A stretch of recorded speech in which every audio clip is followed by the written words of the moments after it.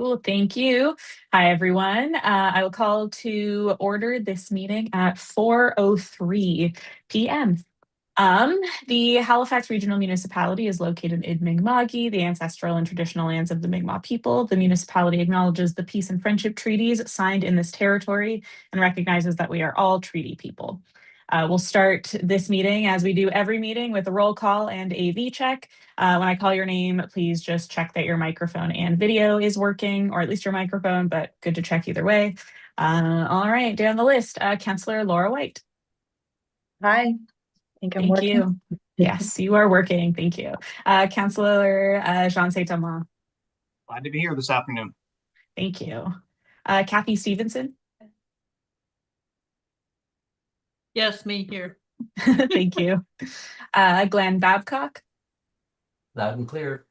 Thank you. Perfect. Anne Sinclair. Here. Thank you. Jamil Sino. Hello. Hello, thank you. Oliver Keith, I don't see here yet. Maybe they quite do. Cool. yet. Okay, sounds good. Celine Vautour. Hello, bonjour. Thank you. Nicholas Harris. Hello. Thank you. And Rochelle Minette, that's me. I am here. We have regrets from Councillor Trish Purdy. And I know that Councillor Saint-Amand has to leave at 4:30. So you're here for these fun agenda items, and then maybe that's it. Okay, cool. So moving on to the approval of minutes of March 23rd, 2026. I will now ask if there are any errors or omissions for the minutes of March 23rd, 2026.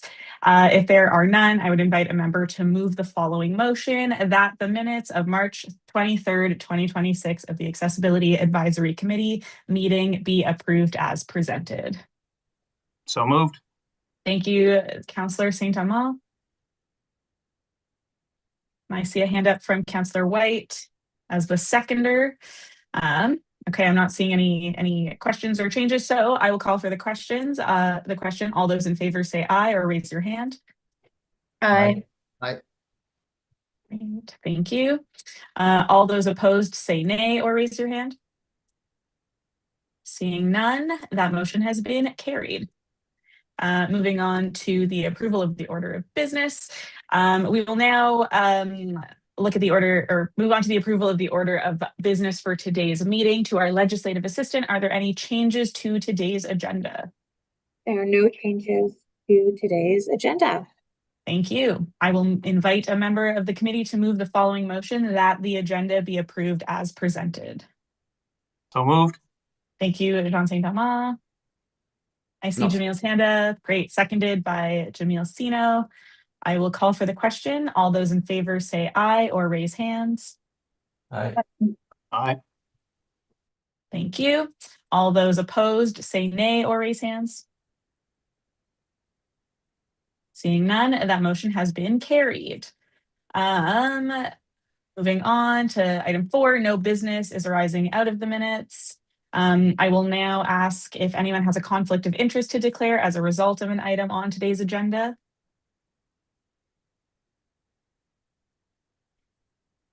Seeing none, so we will continue.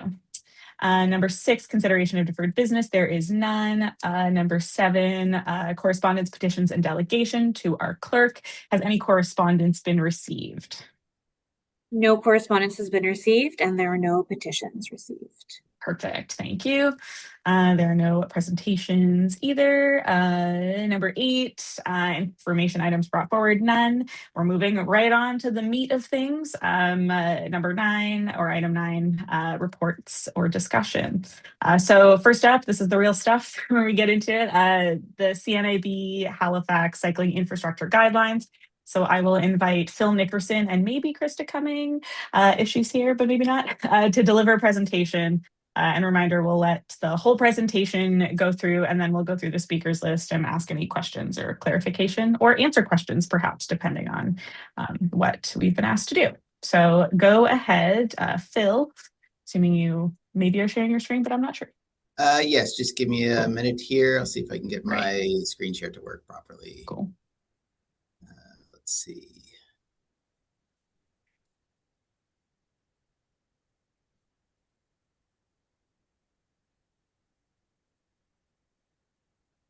So you can see the presentation now? Yes. Perfect. Great. Okay. Thank you everyone for taking the time to fit this into your agenda. My name is Phil Nickerson. I'm the Design Engineer Supervisor at HRM, and I'll be speaking with you today about cycling infrastructure at transit stops in HRM and associated accessibility challenges. I'd like to preface my presentation by noting that I'm a fully sighted person with no lived experience navigating the environment with sight loss. And today I want to give you a snapshot of where HRM is with transit stops on cycling routes, what we've learned about accessibility challenges, and where we're headed next. And I'll be looking for your input or suggestions at the end of the presentation.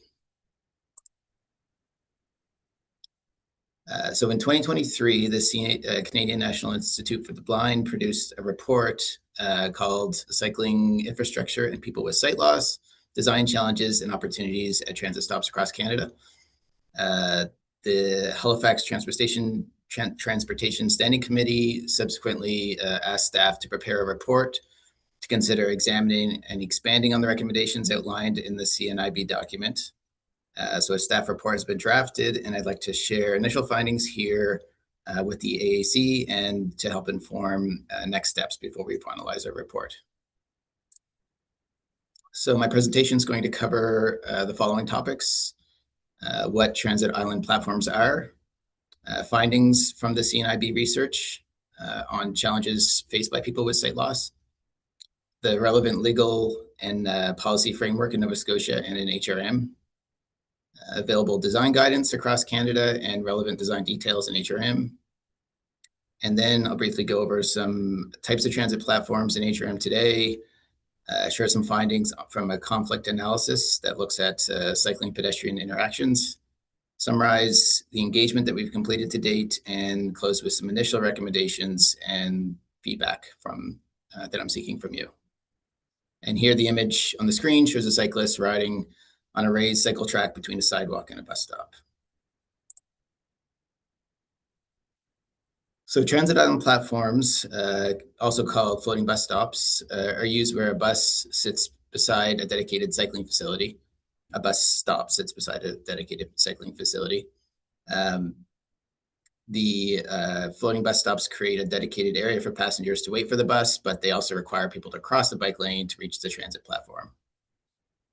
So that crossing is where the accessibility challenges arise, especially for people with sight loss, because these locations can lack clear guidance and cues that you would normally have at a signalized crossing.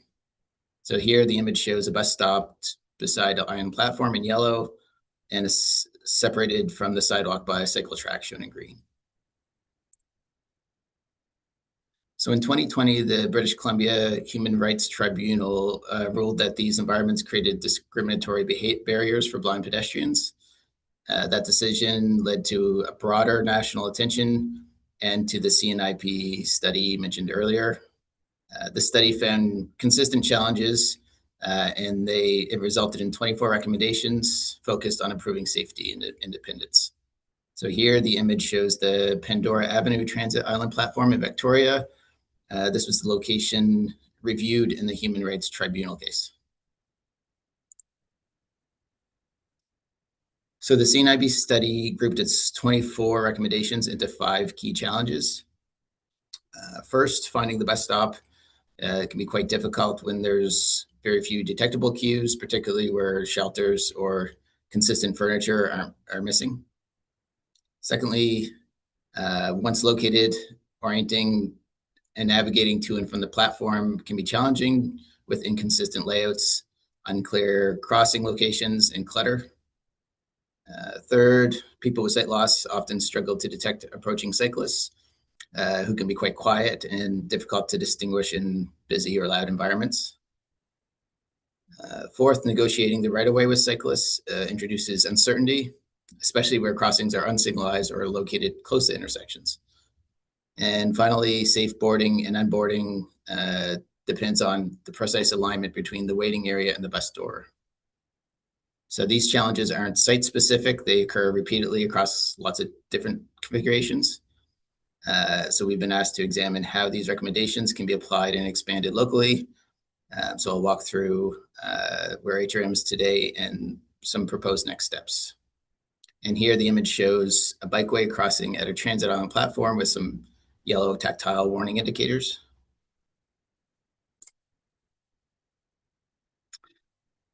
So HRM's strategies and guiding documents like the accessibility strategy, the road safety strategy, the integrated mobility plan, and the moving forward together plan all commit to universal design and prioritizing vulnerable road users, including people with sight loss.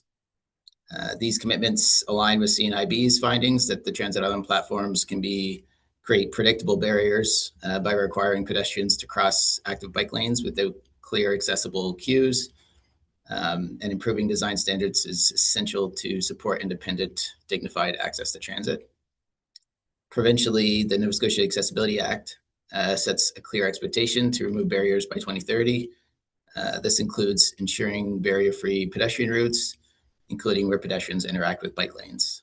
So the Nova Scotia Vehicle Act requires cyclists to yield to pedestrians at crossings, but it doesn't specifically address the unique conflicts created at these transit island platforms.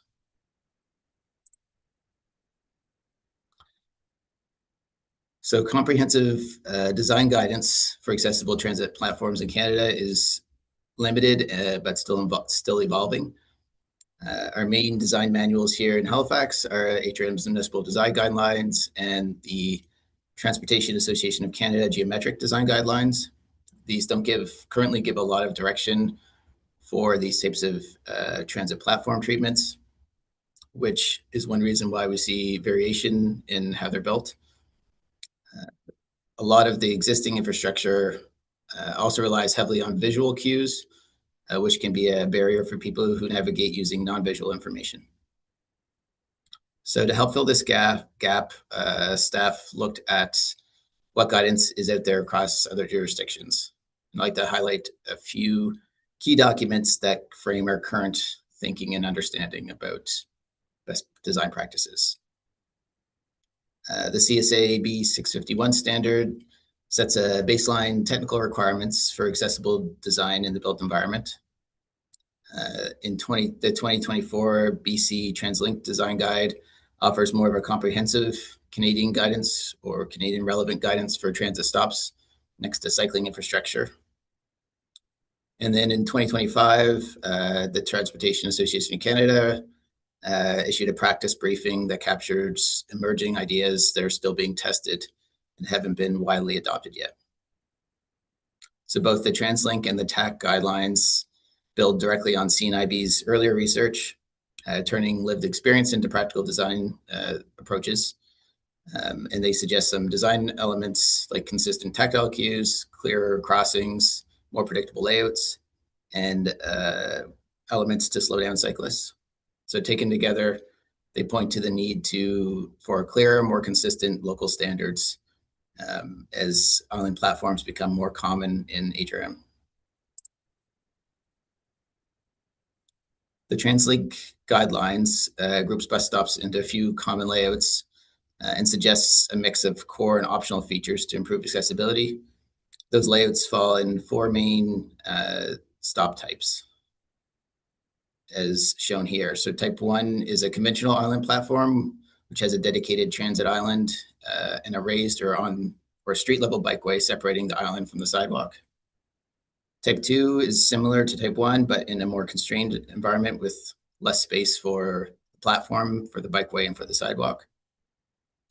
Type 3 is the most constrained option, where passengers load and unload directly on the bikeway, which requires pedestrians to share the space with the cyclists during loading and unloading. Type 4 has the transit island platform between the curb and a multi-use pathway or trail, so pedestrians encounter cyclists on the shared path rather than crossing a dedicated bike lane to reach the bus. So these different types of facilities kind of illustrate how space constraints influence design options and accessibility challenges. We put together a high-level kind of incomplete inventory of the transit island platforms in HRM.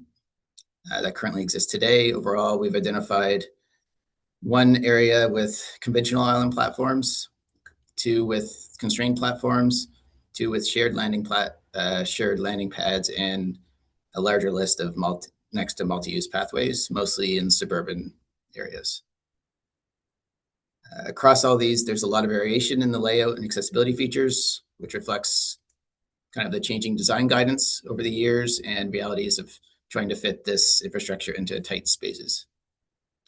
So for people with sight loss, this inconsistency can be a challenge in itself, since predictable layouts are very important for independent navigation. And understanding current conditions helps see where we could target pilot projects for more consistent standards to make the biggest difference. So I'll walk through an example of each type of platform in HRM, highlighting a few features. Here's an example of a type 1 conventional platform. This is on Barrington Street in the Cogswell district area, located north of the casino. A few notable features. There's a grass buffer between the two-way bikeway and the sidewalk, which helps with delineation. There's warning tactile plates on each side of the raise on the crosswalk, which connects the sidewalk with the platform. There are driveways on either side of the crosswalk, which can make it more difficult to detect where the proper place is to cross. And the large open surface area can also make it difficult to know where to navigate as well, especially in the absence of other features like shelters and furniture. Here's an example of a type 2 conventional constrained platform. This is on Wise Road, just north of McDonald Bridge or on Nantucket Avenue. It was installed in 2021. Few things to note here. You can see with the more constrained space, there's a narrow sidewalk and a narrow transit pad. And there's no room for any shelter or furniture on the transit pad. There's a tactile buffer separating the sidewalk from the raised bikeway. This is less desirable compared to grass, of course, because it's more difficult to detect, especially during winter months when snow and ice are covering the surface. And there's no marked crosswalk, at least when this image was taken, so there's a larger flush area between the sidewalk, the bikeway, and the transit pad, which makes crossing in the right location more difficult to find. Here's an example of a type 3 constrained platform on Hollis Street near the intersection of Barrington Street, close to the superstore there. This was installed in 2023. A few notable features here as well. There's the grass buffer separating the sidewalk from the bikeway. There's a small waiting area between the sidewalk and the bikeway with a bench. And here's the area where is the shared loading and unloading platform directly onto the bikeway. There was no markings here when this was taken to kind of identify this as that conflict area. And then finally, here's a type 4 or multi-use pathway platform on Joseph Howe Drive. This was installed 2014. So the shelter here helps identify it as a transit stop, but the shelter door is facing the multi-use pathway, so it could be difficult for pedestrians to align properly with the bus loading and unloading area without additional tactile or other cues. So the purpose of this kind of review isn't to point out all the flaws at these sites necessarily, it's just to identify and understand current challenges and potential improvements. Staff have initiated a video-based review at a few transit stop island platforms to get a better sense of how pedestrians and cyclists and other micromobility users interact locally. We have some initial results at a couple locations on Hollis Street and South Park Street. These pictures show those locations.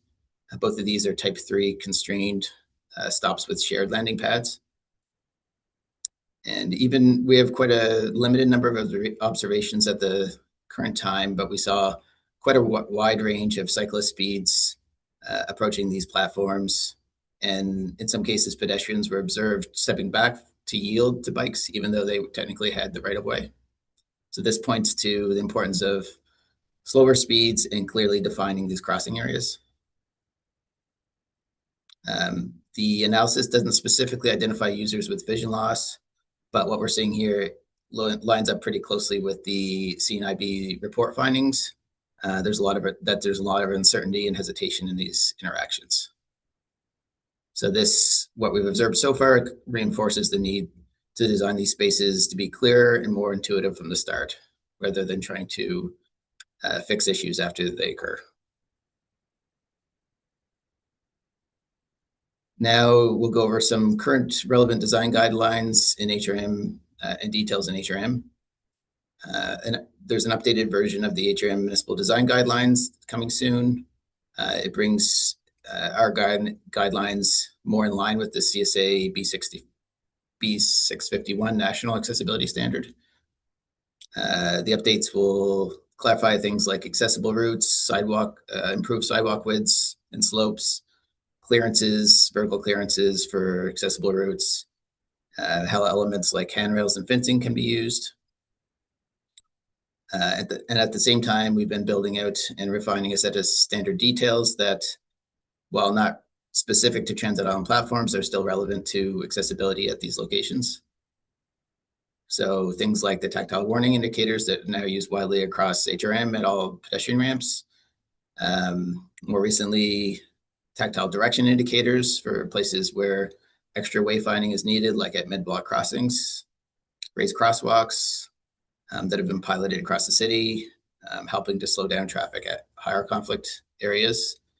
And we've also added some clear requirements for placement of rectangular rapid flashing beacon to make sure they're easily accessible. So taken together, these details and tools can give us a bit of a foundation to build more consistent, accessible transit stops moving forward.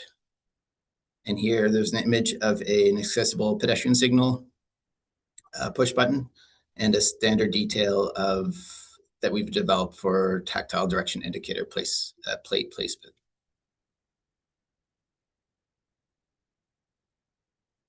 These photos show a raised crosswalk on Auburn Drive near Auburn Drive High School on the left, and directional tactile plates with elongated bars at a mid-block crossing on Starboard Drive on the right.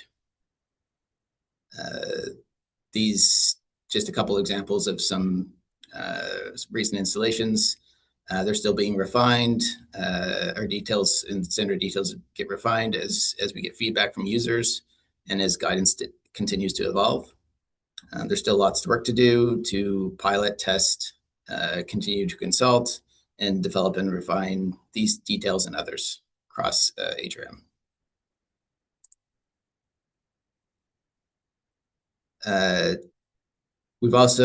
Staff have also initiated an effort to develop some typical designs for enhanced bus rapid transit stations, including platforms where the bus rapid transit runs next to cycling facilities.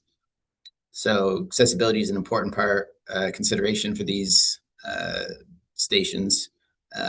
So part of this exercise includes incorporating elements like standardized and predictable layouts, standardizing where tactiles should go and how they should be laid out, where shelters are positioned, sizes and clear spaces for platforms, and then how the sidewalks, bike lanes, and transit platforms are all separated.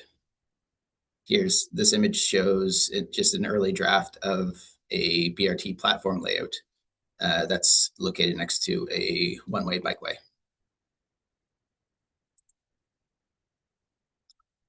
Staff have engaged with the CNIB, Halifax Walk and Roll, and other accessibility advocates throughout planning and design of bikeway and transit projects. One example is the English Street Accessible Bus Stop Pilot Project, which brought together feedback from transit users, accessibility advocates, and the broader community. And a few consistent themes that have come out of our engagement in this project and others to date include the importance of open dialogue collaboration with those who have the lived experience to ensure that they're shaping our design and planning. I think the need to have clear tactile cues, predictable layouts to support people who are blind or have low vision. We've also heard clearly how important it is for the engagement process to carry on through all phases of a project, which includes early planning, piloting, design, and post-construction review. And we've also piloted the use of tactile boards to help communicate the proposed layout of infrastructure with those to those with sight loss through the use of texture and feeling. This has been positive to date and could be an important part of how we engage moving forward. And here there's an image of a tactile board on the left that can be used during engagement, as well as on the right, this is the English Street Transit bus stop pilot project, which has a bus stop pole and braille signage with raised lettering. So considering everything I presented to date, to this point, initial recommendations for next steps are to do some targeted piloting of enhanced accessibility treatments at platform transit stop locations. This would be supported by organized working group and structured engagement with accessibility interest groups and other collaborators. And then the feedback from this process will inform the ongoing development of standardized accessible design guidance for future transit island platforms. And it's important to note that these steps are iterative and exploratory so that we can continue to improve and evolve our understanding and our designs. So as mentioned earlier, I'm bringing a report to the Transportation Standing Committee this summer, and it summarizes what I've discussed here. Before finalizing it, I'd like to get initial thoughts and feedback on what I've shared today. In particular, I welcome your input on whether anything important may be missing or sounds off, or whether anything needs clarification. Do the proposed recommendations and engagement approach make sense? And I'd also interested to get advice or input on how to prioritize specific sites or features for piloting. And that's it. Great. Thank you, Phil. All right, I'm going to go through the speakers list. First on the list is Celine Patour. Thank you, Chair. All right. As far as it goes for visual, the one thing that I noticed throughout this presentation is that the tactile, and again, sorry if I'm going to call things the thingy because I didn't really retain the name of those things, but where there's like those rust, like the tactile, but some of it is rust colored and some of it is yellow. Why is that? I'm just curious. Yeah, so initially, when we started putting in these tactiles, they were painted yellow. What we found was in cold climates like Halifax, where you have snow plows and whatnot, you need to have cast iron plates. Whereas the ones that stay yellow over the longer term are more aren't cast iron. They're like a plastic, more of a plastic kind of materials.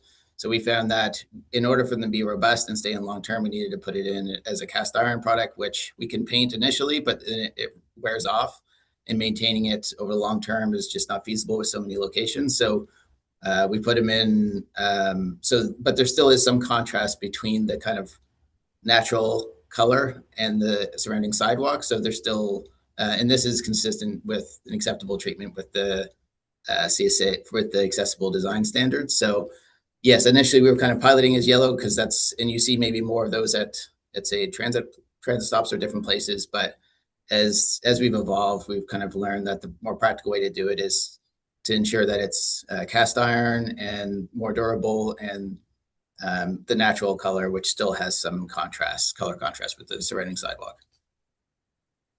And Okay, thanks. repainting them each every year is just not feasible. Oh, okay. And I could imagine like the plastic ones, especially in the winter, risk being slippery. I'm not sure about that. I would imagine, I think I've heard that they all have, they can all be slippery in certain conditions with ice and snow. But I think the biggest downside to the plastic, from my understanding, is that they just don't last that long. And so you're having to replace them quite often. So yes, they stay that nice yellow, but they just don't hold up to the climate and the snow plowing and whatnot that we have experienced around here.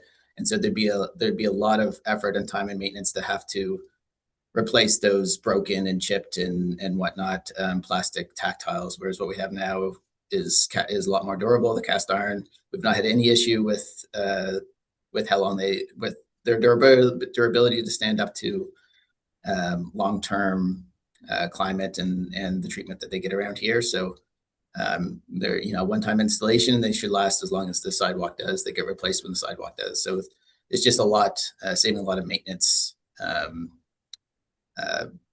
ongoing maintenance that would be associated with something that was less durable, like plastic, that would stay yellow. Cool, thanks. And the other thing I wanted to approach is also too, like, given of where the bike lane is positioned, because I normally only meet the bus stop at South Park Street, and so there is a bike lane. And the only thing that really comes to mind is when you're stepping off, the risk of having a cyclist bolting down, because it is actually really a fun slope going from Sackville, like on South Street Pass, because you're ripping down because there is a slant and you're going much faster. And so I know that we're speaking a lot about people that are visually impaired, but also I can even argue people that are who have a cognitive disability. When we're talking about proprioception, like when you're exiting the bus, you're right away, especially if it's a new place you've never been to, you're trying to orient your body to know where you are. And then you get some cyclists like zipping down, like your reaction time is not going to be on par to stay safe. Also, too, to argue toddlers bolting out of the bus as well, if you know what I mean. So I'm just curious, like, what have you guys looked at when in terms of the cyclist and bus stop goers relationship? Yeah, so yeah, I think it's a good point. The focus here has been on people with sight loss, because that's the specific ask and the specific study that was done by the CNIB, and that we've been asked to kind of review and expand on and to kind of determine next steps. But a lot of the design features, like ways to slow down cyclists, or to properly delineate where cyclists are going, where pedestrians are crossing, make predictable, consistent layouts are helpful, not only for people with sight loss, but for, as you say, someone with all different people. So more universal design, really. So whether you're just new to the area or whether you need some time to kind of orient yourself, those types of treatments should also make those types of interactions better. So I think it would have broader applications than just accommodating those with sight loss. It would be for all users. Yeah, because I mean too, like for people with sight loss, because most often when you're showing examples, like the sidewalk path, like the path where you stand on is very narrow. So if you don't really have a good understanding, if you step back just a little bit, you're going off onto the bike path, or you're going off have there been kind of a discussion on what is the width of these platforms? Mm-hmm. Yep, there are recommended widths. Where there's space, the kind of conventional width is 2.5 to 3 meters wide. The challenge is that when we're rebuilding within constrained right-of-ways, and we need to have so many vehicle lanes, we need to have, in some cases, parking or boulevard widths and all that. And when you try to fit everything in, you're really constrained. And that's what we found on places like South Park and Hollis Street, where we haven't had that dedicated area where you can get off the bus wait and orient yourself, and then cross the bike lane from there. You're actually loading directly onto the bike lane, which is the least desirable orientation. But that it's kind of it's a challenge, and it's a reality of how constrained we are with space. So I think part of what we look for is in those constrained areas, how can we improve what we've done on Hollis Street, and so those types of areas where you're loading or unloading directly onto the bike lane, where it's be most risky, right? And you don't have that chance to stop, look around, wait, look for cyclists, or listen for cyclists, or orient yourself to determine the correct crossing location. So I think what we could do is better expand on what we've done there, and try and see how we could improve those types of really constrained situations. But we often struggle with limited space, which is why we end up with that kind of non-ideal shared platform where you disembark directly from the bike lane. So the other then question I have is, because obviously like onto those bike paths, you see green paint. So green means go. What I'm curious about, if there would be yellow marking indicators that really is within the premise of the bus stop, where the cyclist would take, obviously yellow is so universal for take heed, be prepared. When that from afar, if you're zipping down, that you can see that you're gonna have to slow down in this stretch. Yeah, the green has been adopted less as a indicator for go, but more of a active transportation color. Bike boxes are often painted green, so it's more for the consistency of the type of users, as opposed to green for go, yellow for slow down or warning, and red for stop. That's something we could look at to see if there's alternative painting treatments that might be intuitive, or more like more indicative of warning and slowing down in those particular areas. But to date, we've kind of followed the green because that's just consistent with. I'm not suggesting to take away the green to change it to another color. What I'm suggesting is that within the premise of a bus stop, that at the front of a bus stop, from where it starts and where it ends, that there would be some sort of markings that would really say from afar, this is a bus stop. That's what I meant. Yeah, that's certainly something that can be looked at to see if we can kind of improve that and make it more visible and more obvious as a bus stop. Thanks. Yeah. I have nothing else, but yes, thank you for explaining, taking this time to explain to me. Thank you. You're welcome. Thanks, Celine. Next on the list is Jamil Stino. Sorry about that, guys. I think this was a great presentation, and I think my one remark throughout the entire thing is, you mentioned at one point pedestrians yielding to cyclists, and instead of it being the other way around. And I think it's you raise a very good point there, because the right of way is still blurry, I think, for myself at the very least. Before you stating that, obviously it should be that the pedestrian has the right of way in comparison to the bicyclist or the cyclist in general. But I think it's not like clear, because I can go pick up a bicycle off of Marketplace tomorrow and just get on the road and start driving, right? And I'm not saying we should have cycling licenses, but if we are dedicating roads to cyclists, that we should maybe also start thinking about including bicycle or cyclist road signs, to be like yield for pedestrians, or a bus stop coming ahead, sort of to indicate, to give the cyclist the chance to slow down, but also like a pedestrian to know that they have the right of way, and sort of to like, I also like the suggestion where you had the crosswalk, for instance, for potentially the cyclists. But then I also thought, well, what happens if someone clicks it and starts going, because they now believe that they have the right of way, but a cyclist is so close, they slam the brakes and they slam the front tires instead of the back tires, right? So we run into other issues there, where it's like, now we're also creating like a hazard. So I don't know, it's a delicate balance, but I think the clarity of who actually owns the right of way should possibly be investigate it a little bit more because I don't know if that's actually very clear Yeah. as of yet. And especially, unless someone is using some form of assistive device to indicate, that they cannot see, it's not always top of mind that you're dealing with, or you're someone in your vicinity is visually impaired, right? Yeah. So yes, but thank you. This was great. Yeah, no, that's good comments. There can be some of these crossings may have like some other beacons that pedestrian can push, and it could say, beacons flashing, but you're right. How do you know that the cyclist sees you and is yielding? As a pedestrian, even if you do have the right of way, you're the one who's more vulnerable. So it's good points. Thank you, Jamil. Next on the list is Councillor Laura White. Thank you. I'll ask Councillor St. Amon's question, and then I'll go to mine. I guess he had to take off. He was asking about because we have different designs, but because of different spaces that we're in, is there a risk that whatever you come up with is going to be inconsistent and people won't know what to expect anyways because they're different in every location?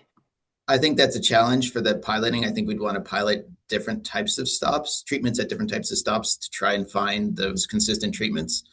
But you're right, there's the variability in the different types of stops with the 4 different types that I talked about earlier, does make it a challenge to create the most consistent layouts because each of them do have different configurations and different challenges. So we'd be looking at piloting different types and trying to find common features that would be beneficial and predictable at each type.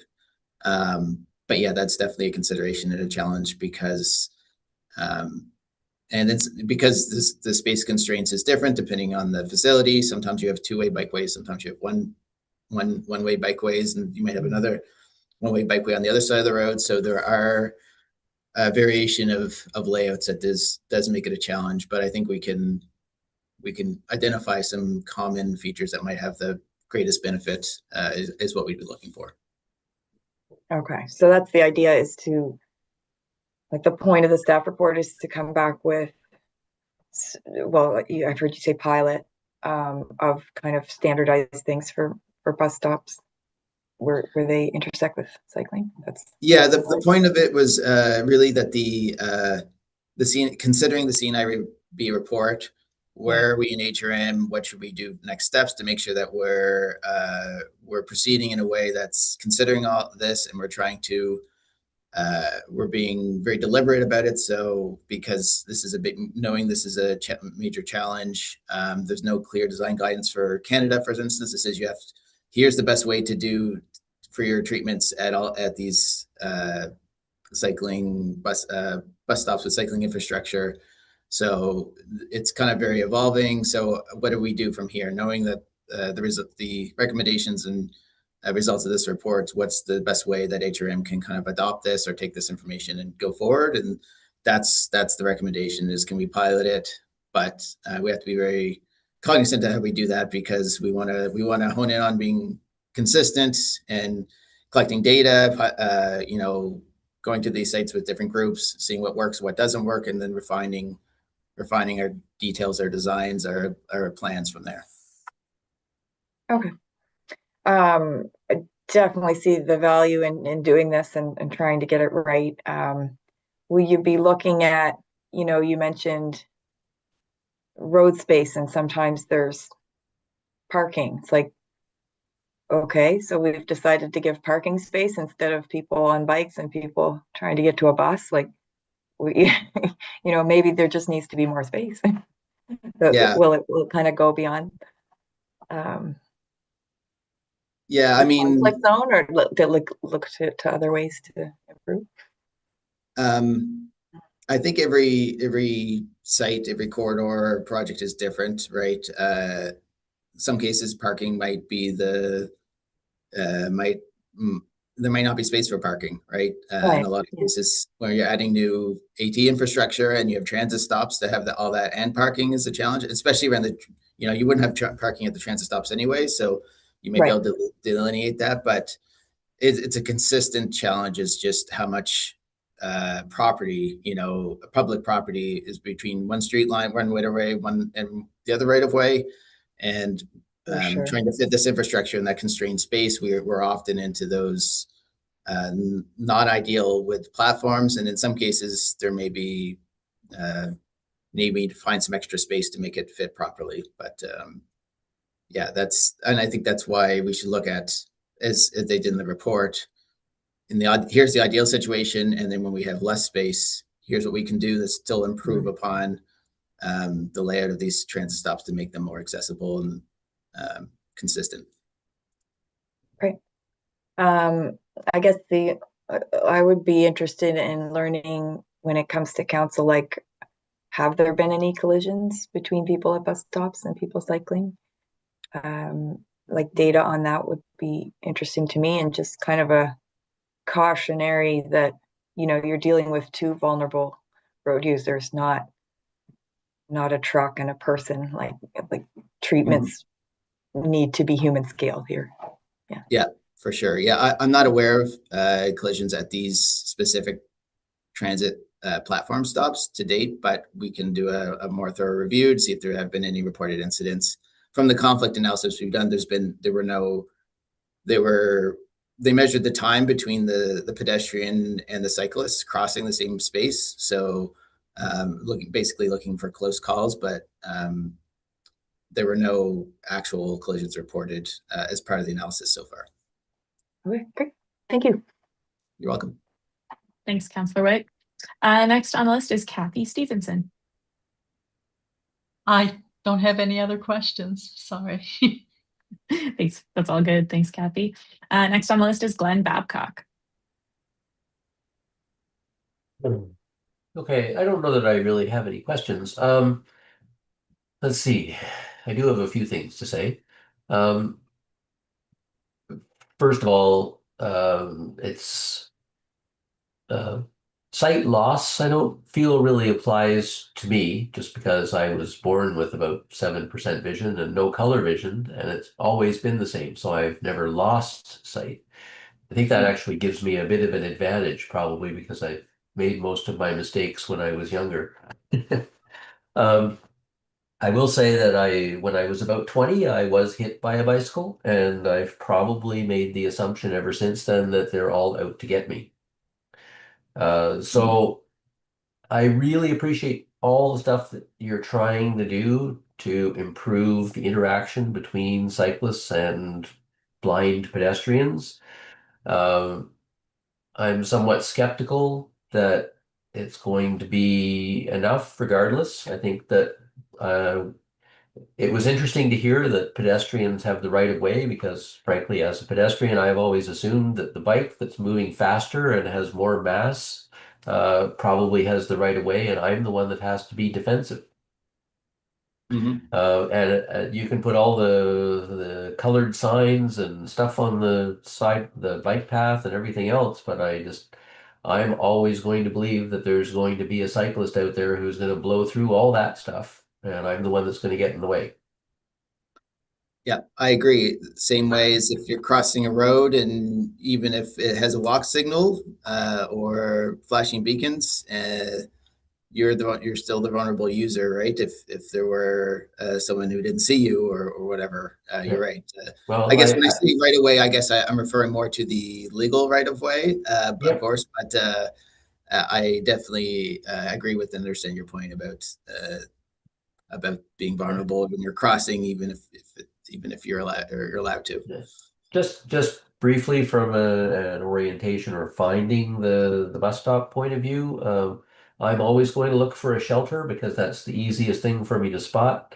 Between being nearsighted and colorblind, trying to spot the specific sign on a post that tells me that there's a bus stop, and trying to differentiate that from all the other signs on all the other posts in the environment where I can't differentiate the colors, or if I'm really careful, I can pick up the Halifax logo, but it's a lot of work to find it. So finding my way through new areas, looking for those bus stops that only have a sign to indicate where they are, That's really challenging for me. Once I've found it, I'm good the next time I go through, knowing where to go. But unless you're going to put big billboards with an arrow pointing to where the bus stop is, it's not really going to help me to find it very much.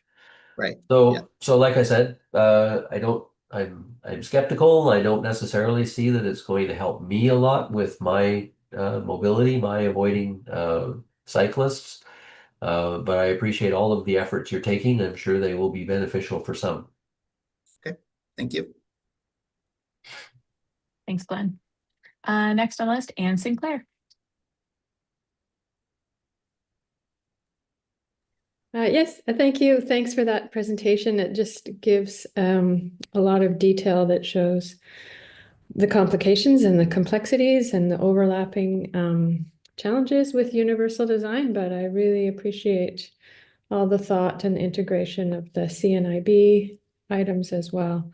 So I'm kind of following along with what Celine and Jamil, and I think maybe Glenn, maybe what everybody is talking about too, which is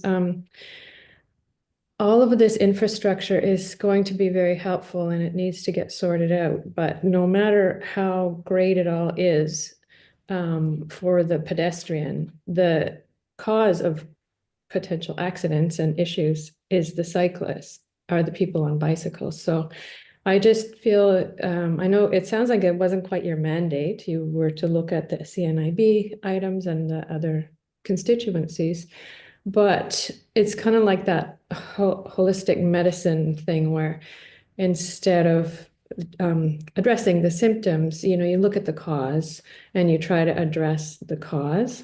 And I know that in other, so to me, that's the potential cause would be the bicycle. And you mentioned quite a few times about, which is great, about how to slow down or how to treat. How can there be some treatments? And some people suggested some warning signs or colors.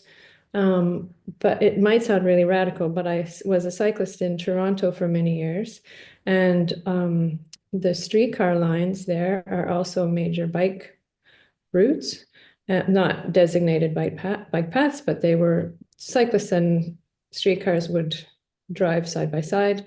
And it was the law that whenever the streetcar stopped at a transit stop, the cyclist had to stop as well, and it was enforced. And I believe it was very effective. So it might sound quite radical for Halifax to think about asking cyclists to stop whenever a bus stops. But I guess I'm just suggesting to look at the issue of controlling the cyclist should go hand in hand with all the infrastructure on the ground and the signs, etc. Yep. Thank you for the suggestions. I agree. Although we focused on, navigating with vision loss or blind pedestrians, but it is a holistic thing and they're all connected. So really, if we can find features that help warn cyclists, make it very known that there could be people crossing here at kind of an area that they aren't used to seeing them cross, then I think that can be part of the piloting potentially. So thanks for the suggestions. Yeah. As a cyclist here in Halifax too, I wouldn't mind being asked to do that, to stop when the bus stops. Okay. Yeah. Thank you. Thank you, Anne. I really like that idea. Sorry to interrupt. Next on the list, I believe if I looked and understood correctly, Oliver is not here, so we'll go to Nicholas. Thanks. Not really much else to add, just echoing again the comments previously. I think although kind of broader scope is, look, like Anne mentioned, that holistic approach to what can we do from the cyclist education perspective too. All of these intersections, whenever you have any intersecting lanes of traffic, regardless of the accessibility side, you run into lots of concerns with just navigating that without making it too complex that nobody's engaging with the things that you have to navigate those. So, is it that you set a light signal for pedestrians, like will those pedestrians use it, or will they just like try to skirt across as fast as they can? Do you have different requirements for the bikes where they, have to signal or, use a bike bell or something like that? And then you get into other things of like, if there's auditory accessibility needs and those things that, it's not a thing that will work for everybody. And so there are some complexities there, but I think looking at it also from, are there tactile plates for the bikes that like signal early the need to slow down, in terms of just like that next phase of just being like, okay, hey, like something's coming up that you should slowly roll, or is it the signage? Is it, but there's a number of things. So very supportive of that approach. In addition, just thinking of the faster moving item, the faster moving mode of transportation that's going through these kind of split zones. Because I think all around it's a tricky situation to navigate walking, traffic, and then a mode of like a moving vehicle type of thing through those, when you have kind of also the other thing too is if there's any consideration for, and I'm just trying to think of like, this might have been in some of the examples, but just once people are on the traffic island or the whatever it's called, the island for the buses, what is the potential danger for the person like accidentally stepping backwards or, standing too close to the actual intersecting traffic when they think they might be on the island, versus just like the mode of crossing. So I just had that kind of fleeting thought of like, oh, okay, like, are there, like, how do you delineate so that the person doesn't then like accidentally not walk where there's a tactile plate and then like they accidentally navigate back into like the middle of the kind of like throughfare. Anyway, so all of that to say is, I think thinking additionally from how can we boost education for the bike side, very supportive of that. Not an easy answer per se, but I think it's more than just the pedestrian's responsibility. Like I think there's whether it's like awareness campaigns and tactile plates for bikes and signage or like color delineations or something, that raises the ability for folks to know there's like an intersection of a walking and bike path. So anyway, that's a couple of my 2 cents. Thanks for the feedback. No, I see a pattern here, which is helpful, right? In education and warning for the bicycles and emphasizing the slowing down as opposed to just focusing on the experience for someone walking. So that's just good feedback. Great, thanks, Nick.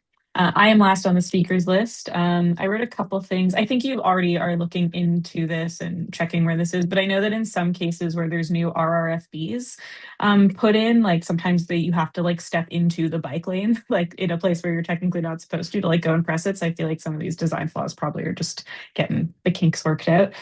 So that does still exist in some places. I think there's some on Almond Street, like along where I live. So something to keep in mind and check out. Okay. The other piece, like I just really think there's nothing worse than the landing pad being up in a bike lane.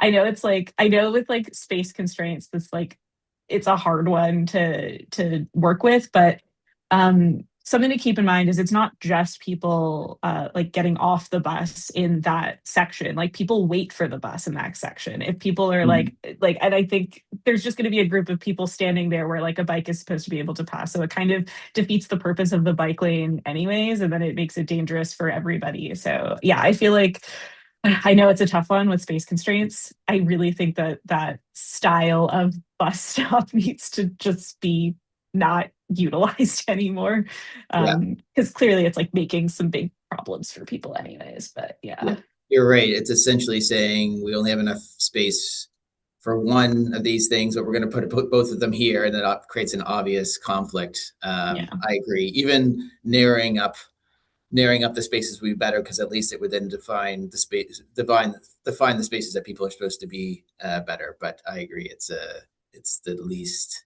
ideal situation, and we'll see if we can find some ways to improve or avoid that.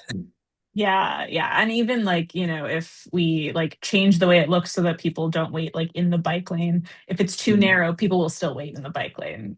Or if they don't wait in the place they think they're supposed to, like bus drivers just pass it essentially. If there like isn't an obvious people waiting here sign, then sometimes bus drivers just don't even stop. Right. I haven't used the bus in a long time for accessibility reasons, but I used to use the bus every day constantly, and I just often got forgotten in like the winter months when I was like had my back to the bus stop because the wind was blowing a certain way and they would just straight up drive past. So just finding really strong indicators, I think, and it seems like that's kind of a theme of what everyone is saying, that like indicators of what's supposed to be happening is going to be a big piece in making this accessible and safe and make it work for all the different users. Because I also think like the bus drivers in this scenario might need to be thought of as well. But just the indicator piece, I feel like really came up a lot. Indicators for cyclists, where there's supposed to be and how fast they should be going in certain areas. I like the idea, I think Nick, you said this, about like essentially like there's speed bumps and different like texture things in places on the highway where you're like, don't go here or slow down when you're here, like at the Cobequid Pass, I think it is. Where it like jostles your car, so you're supposed to stop going 110 so that you can stop like at the toll booth. Maybe something like that could be helpful. Just more ways to indicate where people are supposed to be and what they're supposed to be doing. Also, I really liked Anne's idea about actually just having it be a rule where if you are on a bike route and a bus stops, you should just stop behind the bus, like any car would, essentially. So I thought that was great. Cool. Celine, I think I just saw your hand up. We're done with the speakers list, so I'll just see if anyone else has anything to add now. Yeah, sorry. It's just like I'm not using my mouse. I'm using my laptop and it just like slips. But it is true. I wanted to ask about after dark, because obviously too, some things onto the pavement we will not see so well. Like what has been considered for nighttime lighting, or even what is, because that's the thing too. Like when there's a bus, especially school buses, we have flashing lights to indicate take caution. People are coming out, exiting from a bus. Like how would that be seen like in this situation? And just even second question, which platform does the best? Because you've shown different examples of it, and I'd be curious to know which one is the better revered one. Thank you. So maybe second part of the question first. I mean, the more ideal situation, I think, is when you have the type 1 where you have extra space, a dedicated bus, the conventional bus platform. Is that what you're referring to when you say which platform? Like which of those 4 types that we talked about, or for examples? Yeah. Because like for me, like the multi-use pathway, given like the bike lane is behind the bus stop, obviously that's optimal. But I'm just kind of curious if there was one particular example that makes the grade in comparison to other examples. Yeah, I think having the type 1, which is more ideal, because you have the extra space, right? And then with the extra space, the extra width, you have space for loading and unloading from the transit platform, waiting on the transit platform, crossing the bike lane is a separate thing in a less constrained environment. And then you have space to place shelters and other tactile cues, like maybe directional indicators, and spacing to direct for the correct crossing locations, and then spacing out the bikeway from the transit island platform and the bikeway from the sidewalk with grass is better because it's easier to separate. But this is more of a really ideal situation where you have lots of space. We haven't necessarily tested and compared all the different types in HRM. I think just from a general point of view, that's more the ideal situation where you have all that space to lay everything out and separate everything nicely. It's those more constrained-ish areas like on Hollis and South Park where it's extra constrained and it becomes the most problematic or dangerous. I think but we very rarely have that ideal situation where we have lots of space. The reason why the best example was on Barrington Street north of the casino was because that was done as part of the Cogswell redevelopment work, which almost had a bit of a clean slate, which is to lay out the right of ways and the development areas, which allowed for that extra space. When just generally we're trying to redefine the space, the right of way space that we already have, which means we have less than ideal width, which means we have to be more creative and rely on our the other features to make it safe. And I think, sorry, your first part of your question was around lighting or visual. Yeah. So I like think overhead lighting. Yeah, just because cyclists can see you, Yeah. things like that. Yeah, so we can lighting is and should be an important consideration right at these transit stops. So if you have poor lighting versus lights behind and in front, it can change how you as a pedestrian or as a cyclist you might be able to see here. So I think just ensuring that there's proper lighting and when lighting upgrades are being considered when these are put in, as opposed to just saying we'll put in this facility and assume that the lighting's fine. I think that's a part of the checks and balances that have to happen to make sure that everyone will be able to see each other properly. Thanks. And Councillor White, I see your hand up. Go ahead. Thank you. I was just going to say, Phil, that it would be really interesting from these where you're doing the video observations to know what cyclists are doing when the bus is coming, because like that's just intuitive to me to stop. Like there's a bus there. There's going to be people getting off and on. I don't know what other people do. The only thing that's confusing is that if, when the bus is coming from behind, you don't know that's happening or something. So it would be just interesting to know what's happening in the wild right now. Yeah, for sure. I think from what I've seen, it's looked at those pedestrian cyclist interactions, but you're right. We could perhaps take it further and see how the cyclists act when the bus is present. Yeah, be great to know. Yeah. Thank you. You're welcome. Great. Thanks, everyone. Thank you, Phil, for that presentation. Thanks, everyone, for all your questions and comments and things. Yeah, and I think you shared your email so people can get in touch if they have more specific feedback and whatnot. Great. All right. We're moving on to next item on our agenda, 9.1.2, approval of the 2026 work plan. Woo! So there was a draft work plan that was circulated that, we made an attempt to try to get everybody's everything that everybody was saying in some capacity, at least in a certain amount, to be part of the work plan. Hopefully folks had a chance to look at it. I have a motion to accept the work plan, but before that, I did just want to see if anybody had any questions, comments, concerns, thoughts. Like I don't have a speakers list for this. It's just going to be like, is there any like hard changes or things people were really not seeing that they thought should be seen there? Councillor White, I saw your hand up, and then we'll go to Anne. Yes, I was just going to suggest for the part where it talks about influencing the budget, that be changed to say 27, 28, because the 26-27 budget is done. Yeah, that makes sense. Elizabeth, I assume you're writing this down somewhere. Correct. Yeah. Thank you. Cool. 7. Sweet. Okay, that makes sense. Yeah, thank you. Go ahead, Anne. Yes, thank you. I am sorry to say that I didn't get the document in time to have a look at it before this meeting. So I can't react to it. Will there be an opportunity after or you want to have a vote on it today, obviously, because you've got the motion in there? Yeah, I think the hope is to get to do a vote on it today, but we can do like a quick summary. I think of it. Elizabeth's going to share it. Yeah. Well, So let's do that. I have it, but I don't think I got it until this morning. Oh, maybe. I don't remember. I think it just came out this morning. Mm-hmm. Can everyone see that? Yes. Okay. And yes, Annie, you're right. It was sent out this morning. The finalized version, or the final draft version.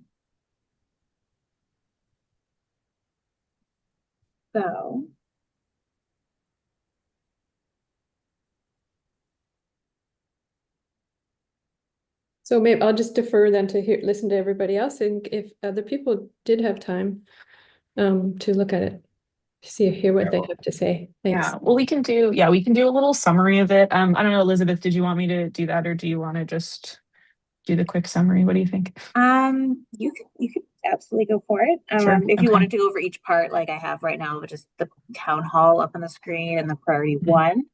Sure. Yeah. All right. So everyone, I haven't looked at this since Friday, so bear with me. Yeah. So on our work plan, a standing item every year that we make a work plan is always the planning and execution of the annual town hall. Nothing's really changed from past years. It's always going to happen. There's the budget line that's added in there. That's kind of that's no changes there. We do this all the time.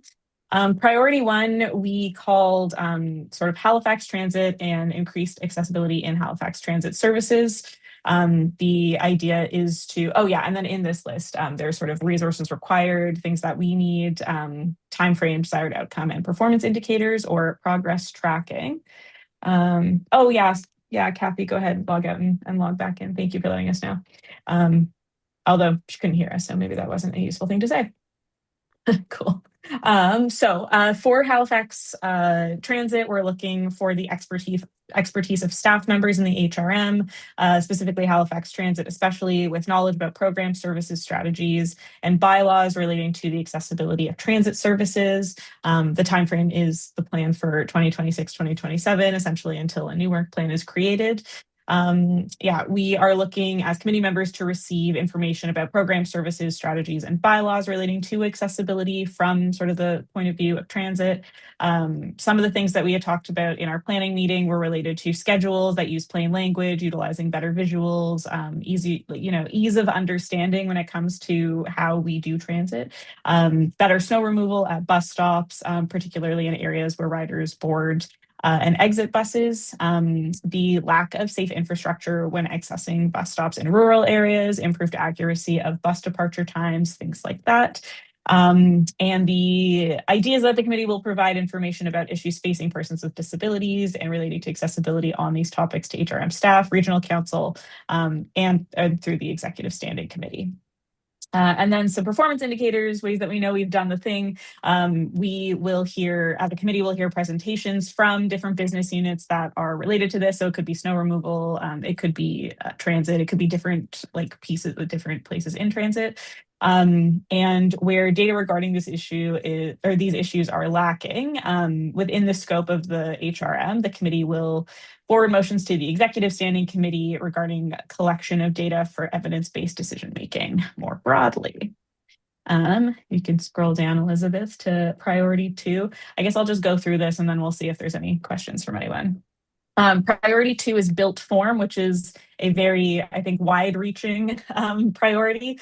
So this has to do with the accessibility standards of current and future HRM infrastructure projects, accessible parking, accessibility of HRM-owned infrastructure.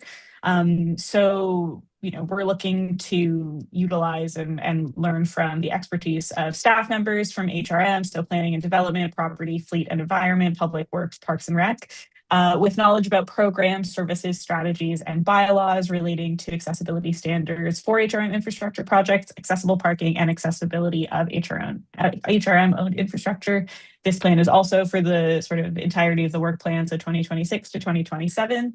And we will, as a committee, be looking to receive information about different program services and strategies and bylaws relating to accessibility standards for HRM infrastructure projects, accessible parking, accessibility of HRM-owned infrastructure through presentations and consultations at the committee or at these committee meetings, with an emphasis on the following issues. And this is kind of the overview of what we talked about in our planning meeting: stricter enforcement of accessibility standards on construction sites and higher fines for accessibility-related violations, maintaining adequate accessible parking within HRM, which I think also has to do with parking enforcement, but that's added as its own section as well.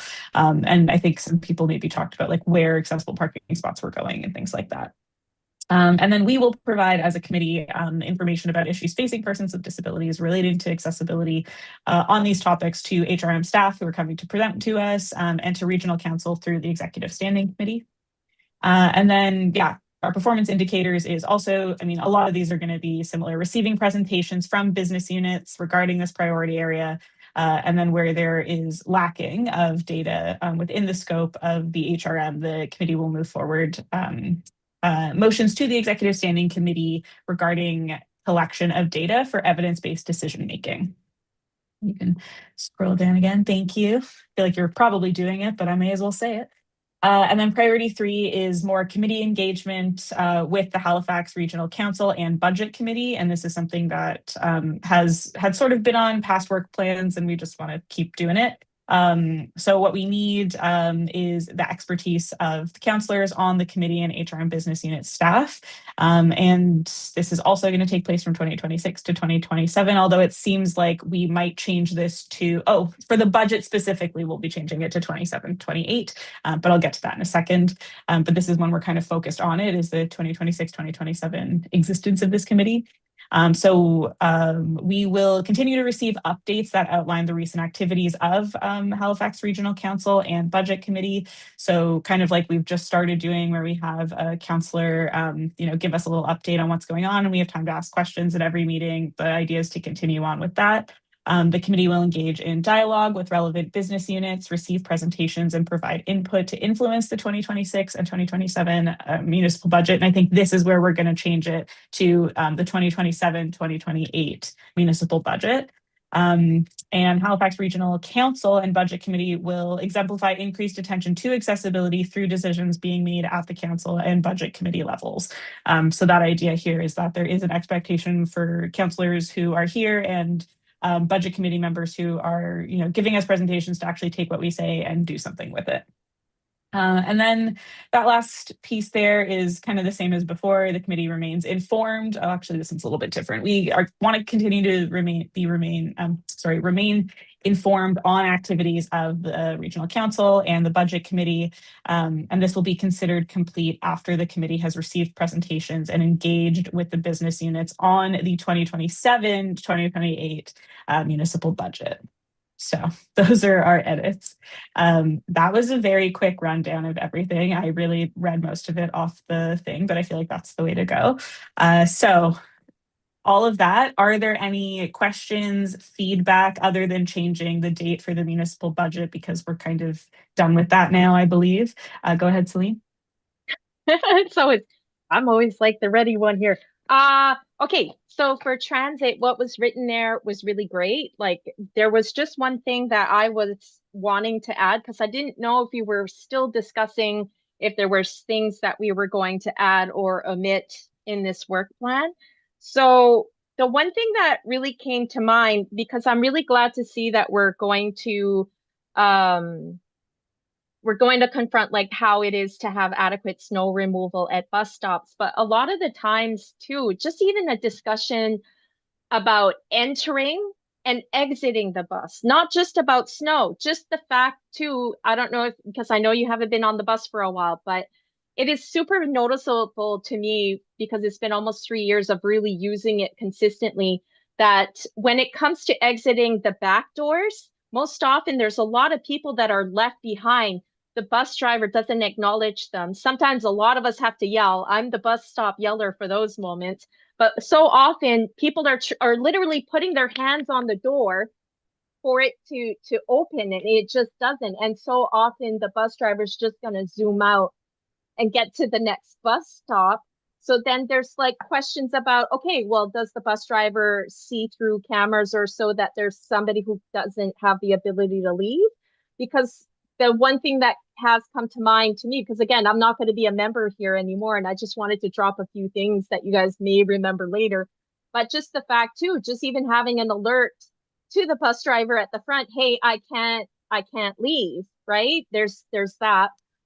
It's the same thing with entering, because most often when they're kneeling the bus, we've had this discussion before, that most often sometimes the bus drivers don't kneel the bus if there's somebody who has like visibly have a mobility aid, etc. Like even having those discussions, like what are the proper what would be a proper procedure for these moments? Because I feel like that's something that would be worth going deeper about, even just on fact too, like entering, even being able to access to enter the bus. Because I see too often people who have clearly mobility issues because they're doing their best trying to run to get to the front of the bus, to get into the bus before the driver just drives off, if that makes any sense. Like just kind of like those etiquettes about entering and exiting the bus, just all in general. Like what even for people who with wheelchairs, it would be great to hear data of how it is for those who don't use Access a Bus. They actually just use the regular buses, and seeing how is that relationship working for them as well, just to kind of bring that out there. And I just wanted to look right. Oh, also too, like attitudinal barriers for getting on buses. I've seen improvements though with bus drivers if you're trying to ask a question, but again, most often there's a lot of people who access the bus that have a silent disability, a cognitive disability. So just kind of on having bus drivers who are trained to kind of understand that not everybody, you know what I mean? Like to be able to understand that when you're serving the general public, you're serving a lot of people, and you have to take their questions seriously when they're asking for help, right? Like that kind of, I hope I'm making sense. I'm trying to squeeze in a lot in my time. So yeah, I've just been kind of looking at that, and even just like nighttime transit buses, like Access, right? Like just Access after work. Now for priorities, the one thing, okay, so there's 3 priorities. I'm just kind of wondering about a 4th, because in the past we've approached homelessness, we've approached emergency resources, like in the onset of a hurricane, etc. Would there be anything that we're going to add, that we could add as a priority? And it still fits in, like access to emergency resources and services. I'm still somebody who's really stuck about safety standards and equitable standards for accessing services within the AHRM. I'm still asking that the city kind of evaluates what external organizations that they sort of fund or endorse, because again, there are too many organizations, I will not call any one of those out, that sometimes they're faith-based, sometimes, you know what I mean? Like it makes it hard for a lot of citizens to want to go to organizations that are faith-based if they actually come from an identity that could be marginalized in those groups. So I'm going long-ended because I'm trying to explain a lot, because I'm not quite sure what is not understood. But if there's somebody else here who kind of could help with that idea of maybe having a 4th priority, because again, if you're homeless, that's an emergency and you need resources, but what are those resources that keep you safe and your confidentiality safe as well? Like, because we're even just talking access to food, even you have to give so much of your data, and then we're talking about like weather related resource, like emergency resources as well. So that's my take anyway. Thanks, Celine. So I wrote down a couple of things that you said, because I think that we can very easily add the like areas of particular interest like in priority 1. So there was a couple things I wrote down there in terms of like procedural accessibility is what I was hearing a lot about, relating like getting on and off the bus, like outside of snow clearing and things like that. So I think we can just like add a sentence there in that section, if that sounds okay, Elizabeth. Seeing as you're the one probably writing this down. A sentence there about procedural accessibility. Yeah, procedural accessibility and driver training and attitudes, because all these are still transit related, so I feel like they'll be easy to just throw in there too. And then the last one was about increased timing of like bus schedules and things like that, which I think kind of also gets into more about accuracy of bus departure time. So I feel like there's like a lot to easily be added there. At least for that. I also wrote this down, Elizabeth. If we run out of time, I can give you this later. Cool, and then the last piece around adding like a 4th priority to the like the whole document, that I guess I'm not sure. Like it's always been 3 priorities. That doesn't mean it can't necessarily change. Also to say that just because it's not like a written priority in the work plan doesn't mean we still can't, or we can't actually like address it at some point throughout the year. So yeah, I think there's always an opportunity, especially like when you're a citizen and not necessarily on the committee, you can write into us and say like, hey, you should be addressing homelessness, and then we can do it. Right. And then Actually, it just comes up at the committee meetings or the agenda review meetings and things like that. So it's not to say it can't happen. It's just to say that there's like some other big things that we're expecting to be like ongoing throughout the year, I think is the idea behind the priorities. But I don't know if that answers your question in a way you like or not. I'm just saying, because again, this is by rumor, my last meeting here. But yeah, let's just say as a citizen, everything that I've learned in my 2 years with being with this committee, I'm going to have a little bit of fun. The business units need to shake in their boots a little because I'm going to have a bit of fun. I'm just saying, as a citizen. Awesome. Sounds good. Thanks, Celine. All right. Any other comments or additions or other things, questions about this?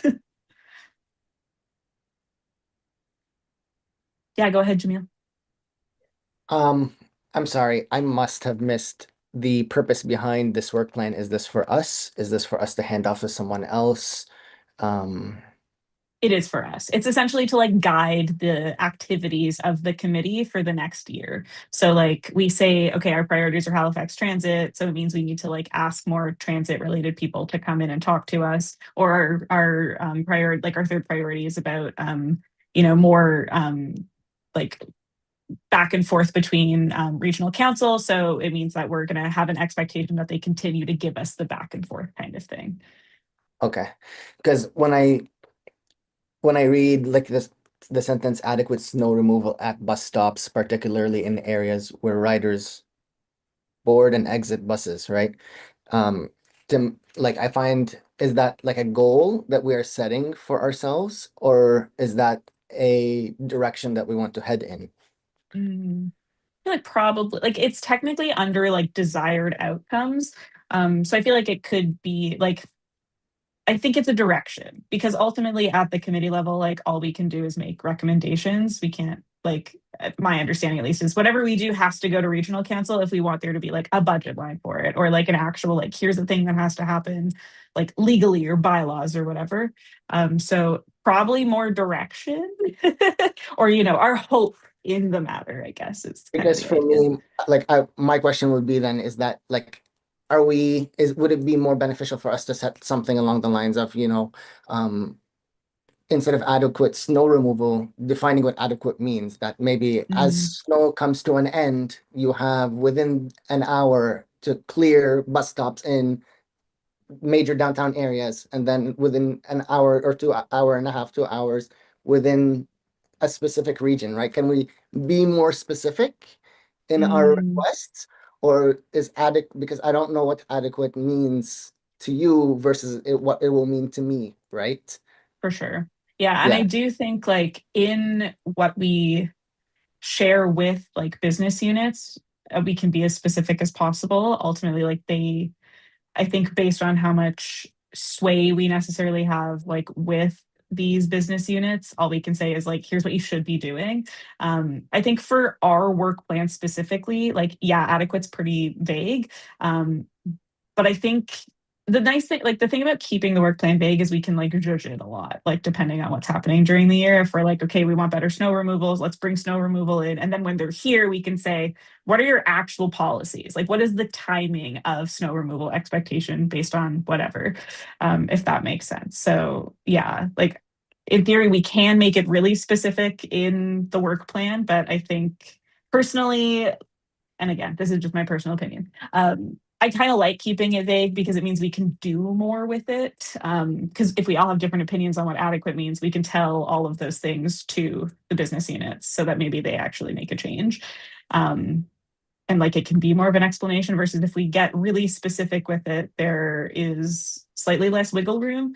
Although I find with this work plan, there's wiggle room anyways, realistically. So yeah. So then I One guess thing. sorry, Celine, but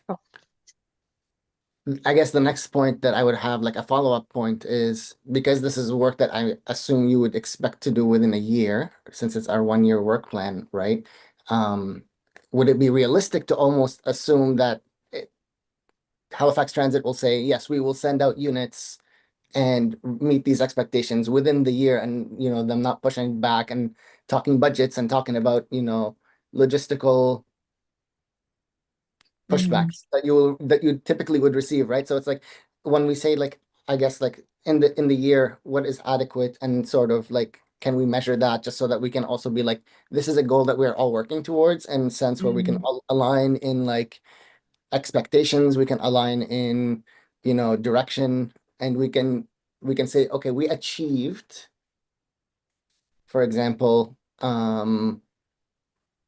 with maybe just on Spring Garden and South Park, we've improved accessibility, and we start there and then start maybe like working outwards, right? At least like you can say that on these two roads, we have worked with the business unit to start implementing something, Right. Right. I see. Okay. Yeah, I see what you're saying. Because yeah, like the goal, like this work plan is really like for us, not so much for like, for example, transit. Like it's for what we want to do within the year, and what we want to do is focus on some of these issues. But yeah, I see what you're saying. Like we could be a bit more specific, especially in that word around like adequacy. It's like pretty vague. So yeah. And I guess this is more, maybe we don't end up voting on this today, because it seems like maybe there's going to be a few little things we need to change up, Elizabeth, if that's okay. But it'll be the first thing we do next time. Yes. Cool. Okay. Awesome. Cool. So yeah, I see what you mean. Go ahead, Serene. So I just wanted to add about the snow removal at bus stops. I have actually spoken to representatives of transit, like, when they're at stations, at terminals. And one thing that I've gotten to know is that a lot of what transit is kind of looking towards is who has the responsibility of snow removal, per se, to the point that there's even that question, would the responsibility of snow removal be more, excuse me, I'm looking for the word, like better done if it was given to transit as a responsibility rather than the business unit as snow removal, because that has been a conversation that I've heard of in the past. So that is also there too. Like, what is that relationship between transit and snow removal? So that could also be kind of having them both, one representative of both business units perhaps, Right. So like in the list of like particular interest, essentially like examining the relationship between transit and snow removal more broadly, I feel like would probably hit a lot of the points we're kind of talking about right now, you and Jamil. Cool. Examine the relationship. So like research wordy. Till I once was in research and not anymore. We'll make it to a relationship reality show, like have the business units come together and see how compatible they really are together. Yeah, for sure. I like that. Cool. Anything else to discuss, add things about the work plan for anyone?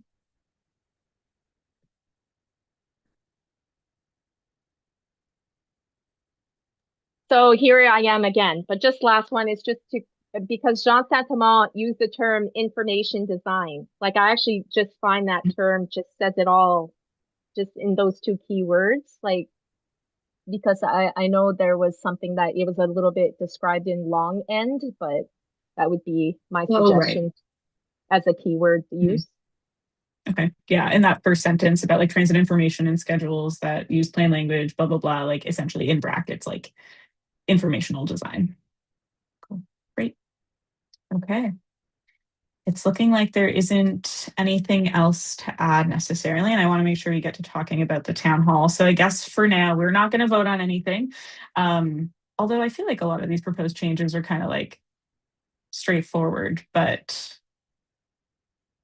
maybe we give it another month. What do you think, Elizabeth? I want to. Oh, sorry. I'm talking a lot, but I'm going to be gone soon. So, but I'm just saying, like, priority 4 about like safety resources in the city is really important, especially for homelessness, especially for accessing services. Because, like, again, we're kind of in a very up and down economic time. I do believe like that topic has a lot of importance. Right. Okay. Right. So I forgot we have like a slightly larger proposed change. So yeah, Elizabeth, sorry, what were you going to say before that?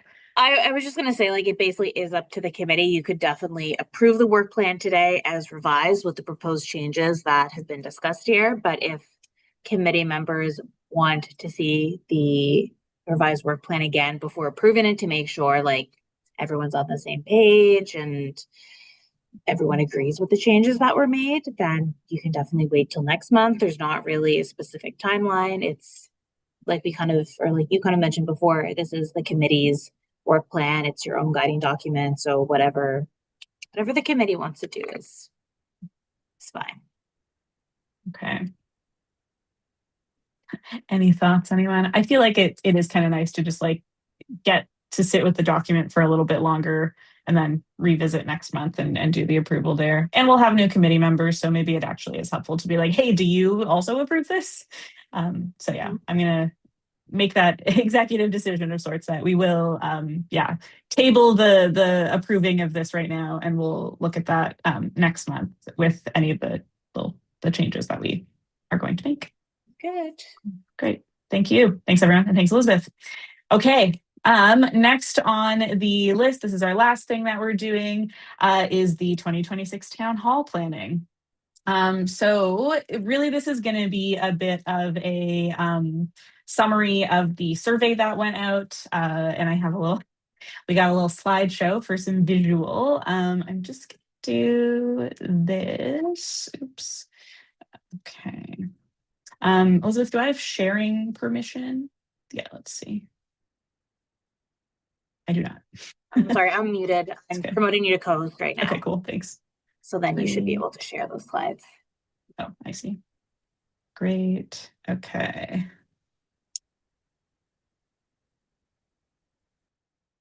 Cool. Okay, can everybody see this slideshow? Cool, great. Okay, I'm just gonna get rid of this. Oops. Okay. This is essentially just an overview of the survey that went out, and then we'll go through the speakers list after. I'm also just being cognizant of time to try not to go past 6, but we'll see what happens. So everyone who filled out the survey did already get a chance to kind of like speak to this. This is really just an overview of the results of that survey about the essentially like the town hall feedback summary that we have. So let's get on with it. Okay. So in terms of promotion, the majority of people I should also say 5 people filled out the survey, 4 of which were involved in the planning of this past year's town hall. So it wasn't a huge number, but it is just under quorum technically for our meeting. So I feel like it was a pretty solid response in terms of how many people are usually involved. Also, like I didn't fill out the survey because I'm always having conversations about this at that, in other agenda meetings. So that being said, from the survey, in terms of promotion, the majority wanted to see social media posts, physical posters, and email reminders in Eventbrite. If you already signed up, then you'd get an email reminder in there. Most members could not help with postering. 2 said maybe they could help put up posters in the Halifax Peninsula area, Dartmouth, and Bedford, Sackville. Some other suggestions around promotion was encouraging members and counselors to share on social media, especially for any like public facing social media that people have. So especially for counselors, I think sharing via counselors' community bulletins, paid social media advertisements, sharing via an email list or newsletter. I think especially for counselors, again, this is something that would be very apparent or appropriate. And then one person said only putting physical posters up at the venue that the event is being held. And then someone else said Bill 59 Facebook post, which I couldn't remember what that was, but maybe other people know. Okay. In terms of the timing and scheduling, sorry, I'm just going to move this out of the way.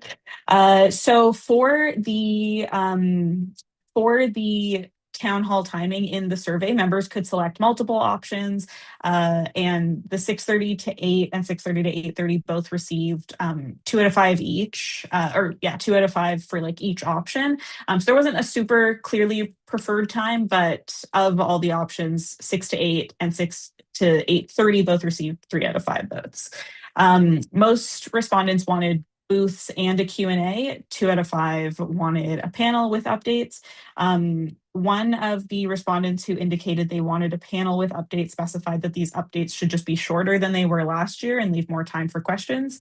The most popular order of scheduling was booths, then panel, then Q&A, then booths again. And for that order of operations, all the options available in the survey included panel. So people, if you were filling out the survey, you had to choose panel at some point. But there's a lot of the answers that sort of said, do we really need a panel? But I'll get to that in a second. Sorry, my phone is going off. Okay, so continuing on with event timing and scheduling. Nope, I lied. We're on another thing now. For panel Q&A and attendance, and this is sort of like panel / Q&A, depending on what we do with that. So majority for the panel, or at least for the Q&A section where people sit at a table, the majority said that we have to include Halifax Transit, Parks and Rec, Planning and Development, Public Works, the CAO office, including the Office of Diversity and Inclusion, and Community Safety. And like I was saying before, the majority of respondents indicated they did not want a panel again, like last year necessarily, but this list can just be used for the Q&A portion where we want them to be able to answer our questions, essentially. In terms of booth attendance, majority said that we need to include Halifax Transit, Parks and Rec, Planning and Development, Property, Fleet and Environment, Public Works, Community Safety, and the majority wanted booths for the Accessibility Directorate and the Disability Support Program to have some provincial attendance as well, and these were the specific ones of interest. Okay. Some other panel and booth related suggestions: increase the focus on how community input can help business units, and shift the focus to what HRM can learn from the community. Actually, I'll get back to that in a second. So inviting primary stakeholders and project managers and upper management, make sure the representative can answer questions. Someone in the forum mentioned if the answer to a community question was, I have to take this back to my supervisor, then they probably weren't the appropriate person for the panel. So really keeping that in mind when we're choosing panelists, but also keeping the focus of the panel, or at the very least the Q&A, whatever we do with that, to be focused on, what HRM can be learning from the community, rather kind of necessarily like updates from HRM business units specifically. There was some talk on accessibility improvements. So to work on the flow and navigation of the space, answer more in-person questions so that it wasn't sort of just one-to-one like this past year, collect anonymous questions in advance, and pick a venue without stairs going through the main area. We've already picked a venue, so maybe this part isn't as relevant. However, I do think it speaks to the layout of the space and making sure that people don't feel like an afterthought if they don't or can't use the stairs. So yeah, this isn't to say that this isn't like an important piece of what we're doing in terms of accessibility improvements. We just technically already picked a venue. Okay, in terms of proposed order and events, part of this is on promotion, and then part of it'll be on, who we're actually inviting. So this is what from the survey we've taken and are like, okay, this is what we are planning to do. So promotion via social media and email reminders. We will need to identify some committee support if we're postering in physical spaces. We will look into paid advertisement on social media, and we will encourage counselors to promote the event via their newsletter and social media. And the plan is to invite Halifax Transit, Parks and Rec, Planning and Development, Public Works, the CAO office, and Community Safety to participate in the Q&A / maybe panel. And then we will be inviting Halifax Transit, Parks and Recreation, Planning and Development, Property, Fleet and Environment, Public Works, Community Safety, the Accessibility Directorate, and Disability Support Program to have booths. Here is the tentative schedule, which is also something we can have a conversation about. Doors open at 5:30, booths from 6 to 6:30, Q&A panel from 6:30 to 7:30, booths again 7:30 to 8:30. For the Q&A, this will be the same physical setup as the panel, but business units may or may not be giving updates depending on what we decide. We can have a conversation about that. And the schedule was inferred from the feedback that we received, so we can discuss this as needed. All right, so here are your questions. And if, I can either keep up the slideshow on the screen or we can put them in the chat. But so the committee indicated that we don't necessarily want a panel. Is there another way we want to receive updates or information from business units? Any suggested changes to the schedule or any other recommended changes more broadly? Yeah, feel free to answer some of these questions, none of these questions, whatever is feeling right. Yeah. But really, I think the thing that we need to make sure we have a focus on today is the order of operations, kind of the schedule of the event, timing, stuff like that, and then who we're inviting. So let me just pull this up again. Okay, go ahead, Jamil. Thank you for putting this together. This was great. I think with regards to the schedule, the booths receive a lot of time, in my opinion. They receive more time than the Q&A and the panel. Not everyone has a conversation when they go to a booth, and when you're at the booth, you're probably one or two representatives. Sometimes it's much larger, actually. So I won't take that away. I've seen some booths that have a lot of representatives. However, that's not typically the case. So not everyone is interacting with it, and people might leave during those periods. So I wouldn't say maybe take away a full hour, but instead splitting the first little bit into a 15-minute slot and redirecting that extra 15 minutes to the Q&A and panel, making it an hour and 15 minutes instead of an hour. And that way it doesn't feel as cramped, but it doesn't have to be that full hour and a half. But it still allows for some more space, because last year, the main issue was it took about a minute and a half out of the 3 minutes allocated to a question to just read the question before the panelists introduced themselves, eating up another minute and leaving no time for an actual answer, just to be like, oh, please contact me in the future. Well, the thing is, we want to allocate enough time to read the question, have the panelists introduce themselves and their business unit, and then have that dialogue between people who are in attendance and the business unit representative. And that's my suggestion. Thank you. Cool. Thank you. Yeah, I tend to agree. I did have a slightly different proposed schedule, but I will wait until it's my turn on the, actually, I guess I didn't go through a speakers list right now, so we can just popcorn style this if we want to. But I will wait until later if other people have things to add.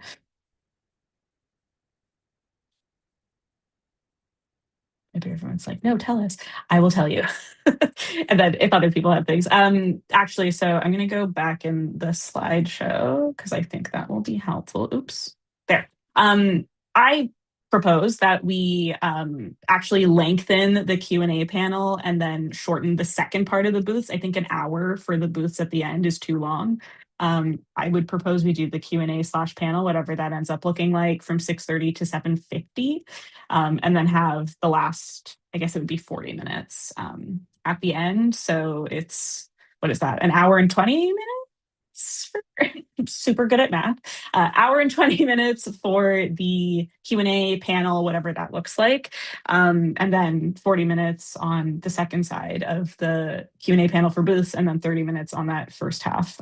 Just so, yeah, I worry people start to get into conversations and it'll be really hard to wrangle them back to the panel. But that was my own proposed thing I wrote on a Post-it note today. So if anyone has an opinion on that, please let me know.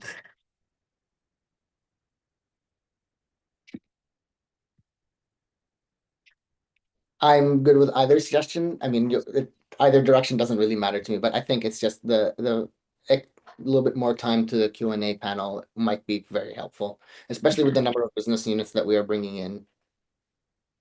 Yeah, absolutely. Actually bringing in. Cool. Thank you. Great. The other piece that I wanted to propose, because I know there was a bit of talk back and forth about, is it a Q&A? Is it just a panel? What's the situation with that? I think I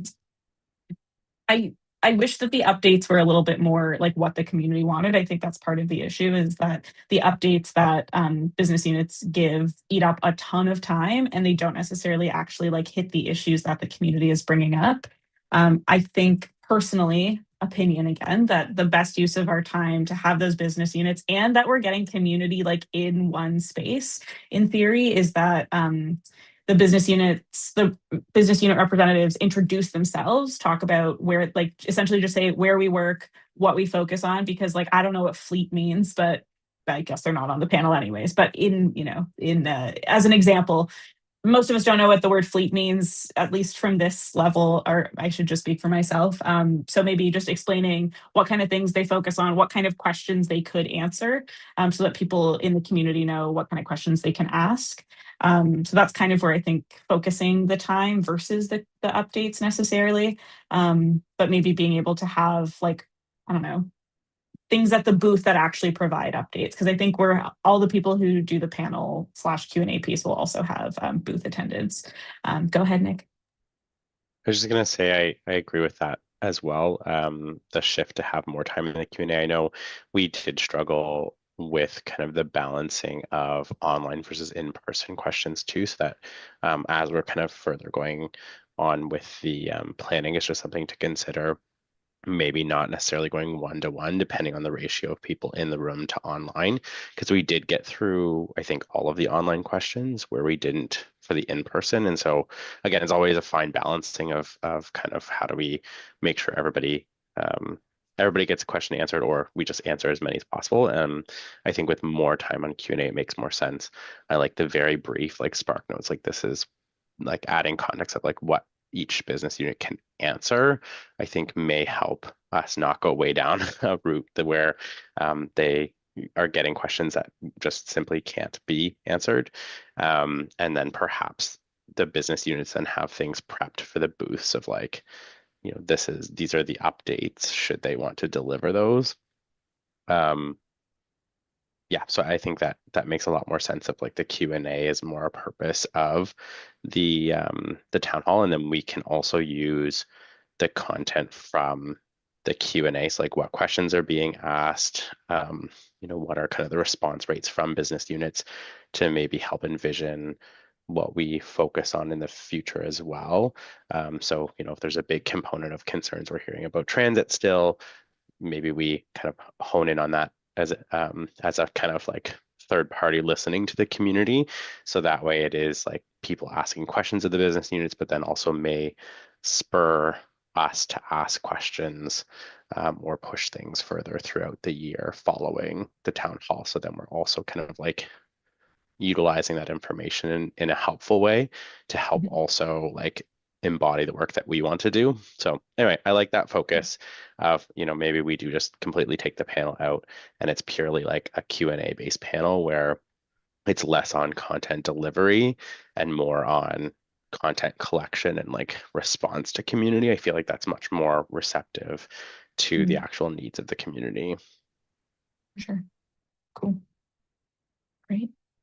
Anything else anyone wants to add? There's also, we can keep talking about this a little bit more. It doesn't just have to be today, but I think the idea is that we need a schedule set out for and like an order of events, generally speaking. Yeah, go ahead, Celine. Okay, so I really like that there's booths at the beginning, but even just looking at the schedule, like it opens the doors at 5:30. If the booths are still up, like already out there, it's technically booths are from like 5:30 to 6:30. You get about almost like, yeah. So you get almost like, so you almost get an hour. So I would say to even shave off the booth access at the end, like to really go 6:30 to 8 o'clock for Q&A.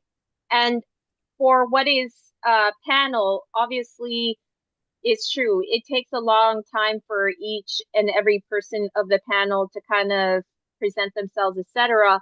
One thing, it's probably going to be a bit ambitious, but having just a program, just like a 3-4 page program, just for people to be able to read, what does this business unit do? It would definitely be a matter of how will this be accessible online as a PDF so people can see in advance who are attending, what are they about, so then they can reflect on their questions beforehand as well.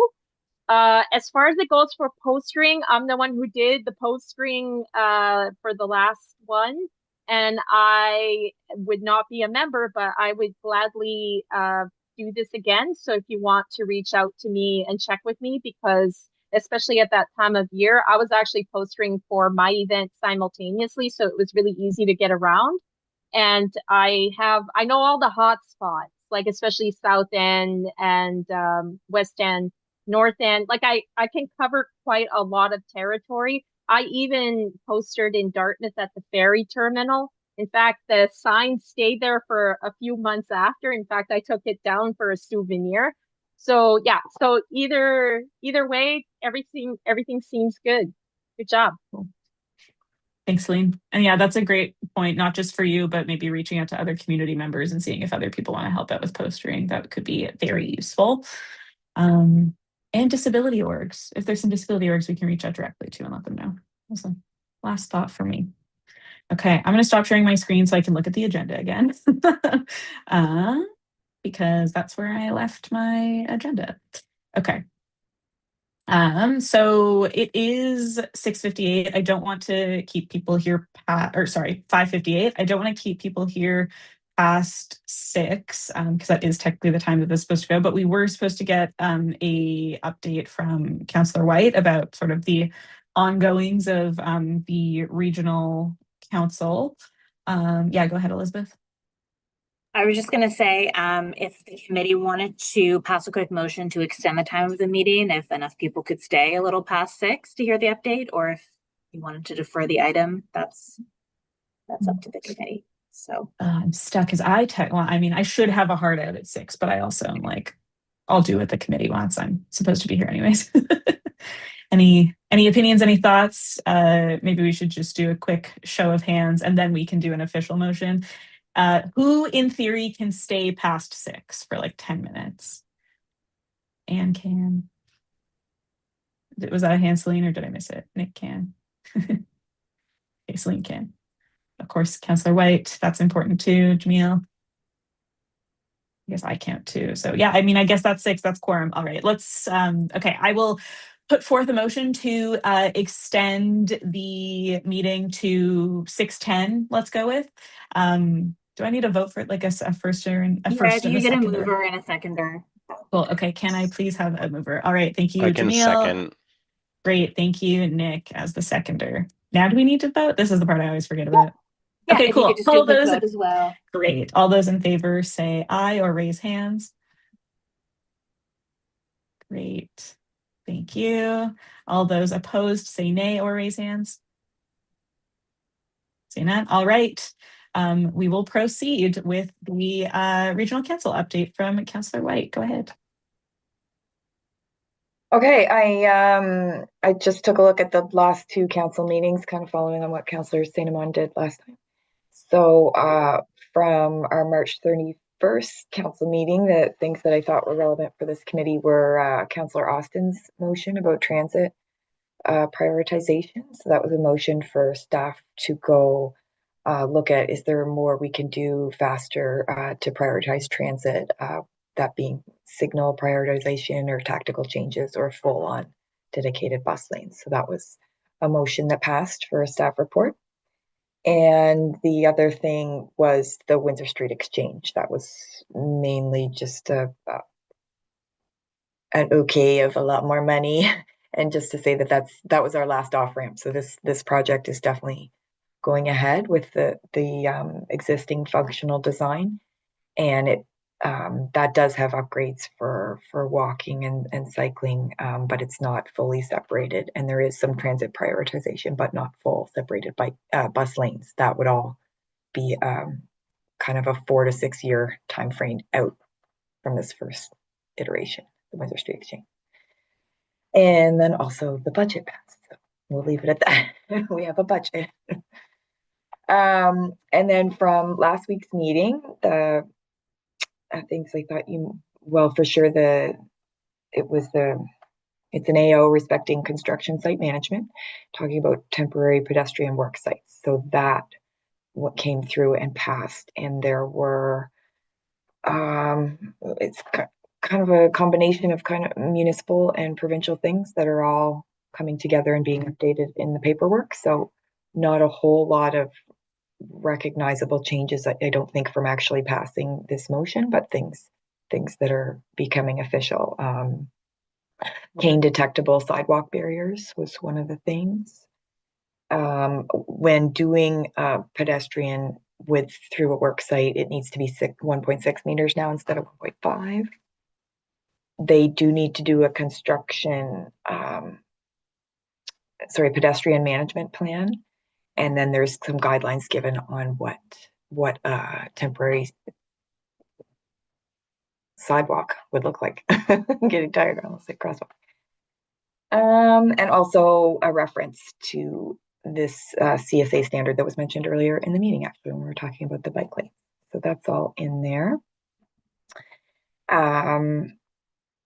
IMP action plan. So that's the integrated mobility plan. It isn't a new plan, it's a new action plan. So it went from 8 years ago, the IMP's been around for that long.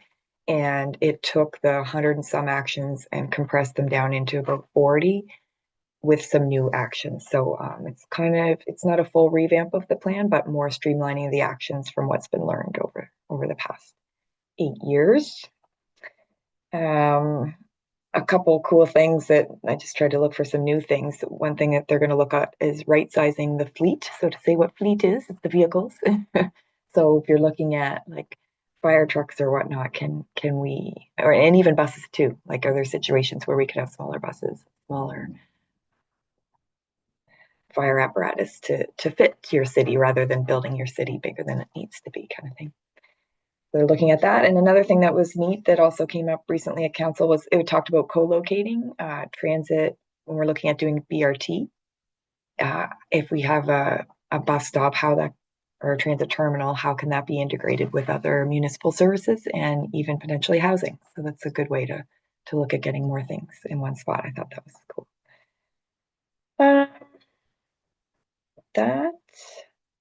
The third thing I had here is a little bit sideline, but inclusionary zoning. There was a report that came back on that. Unfortunately, that was something council was looking forward to implementing, to be able to mandate affordable units in buildings. But the staff report came back saying that the margins are just so tight that if we did require that, we might get less people building, and then we'd have less housing overall. So it's something that we'll have to look again later if the market condition changes. So those were the things that I thought might be interested in the committee, and happy to take any questions or other things I haven't talked about that you've seen come up. Thank you, Councillor White. I'm glad you addressed that last point because I did have a question about that, but I will leave it to the rest of the committee first because technically I'm chairing. If I should leave questions for other people first, if anyone has any comments, questions, etc.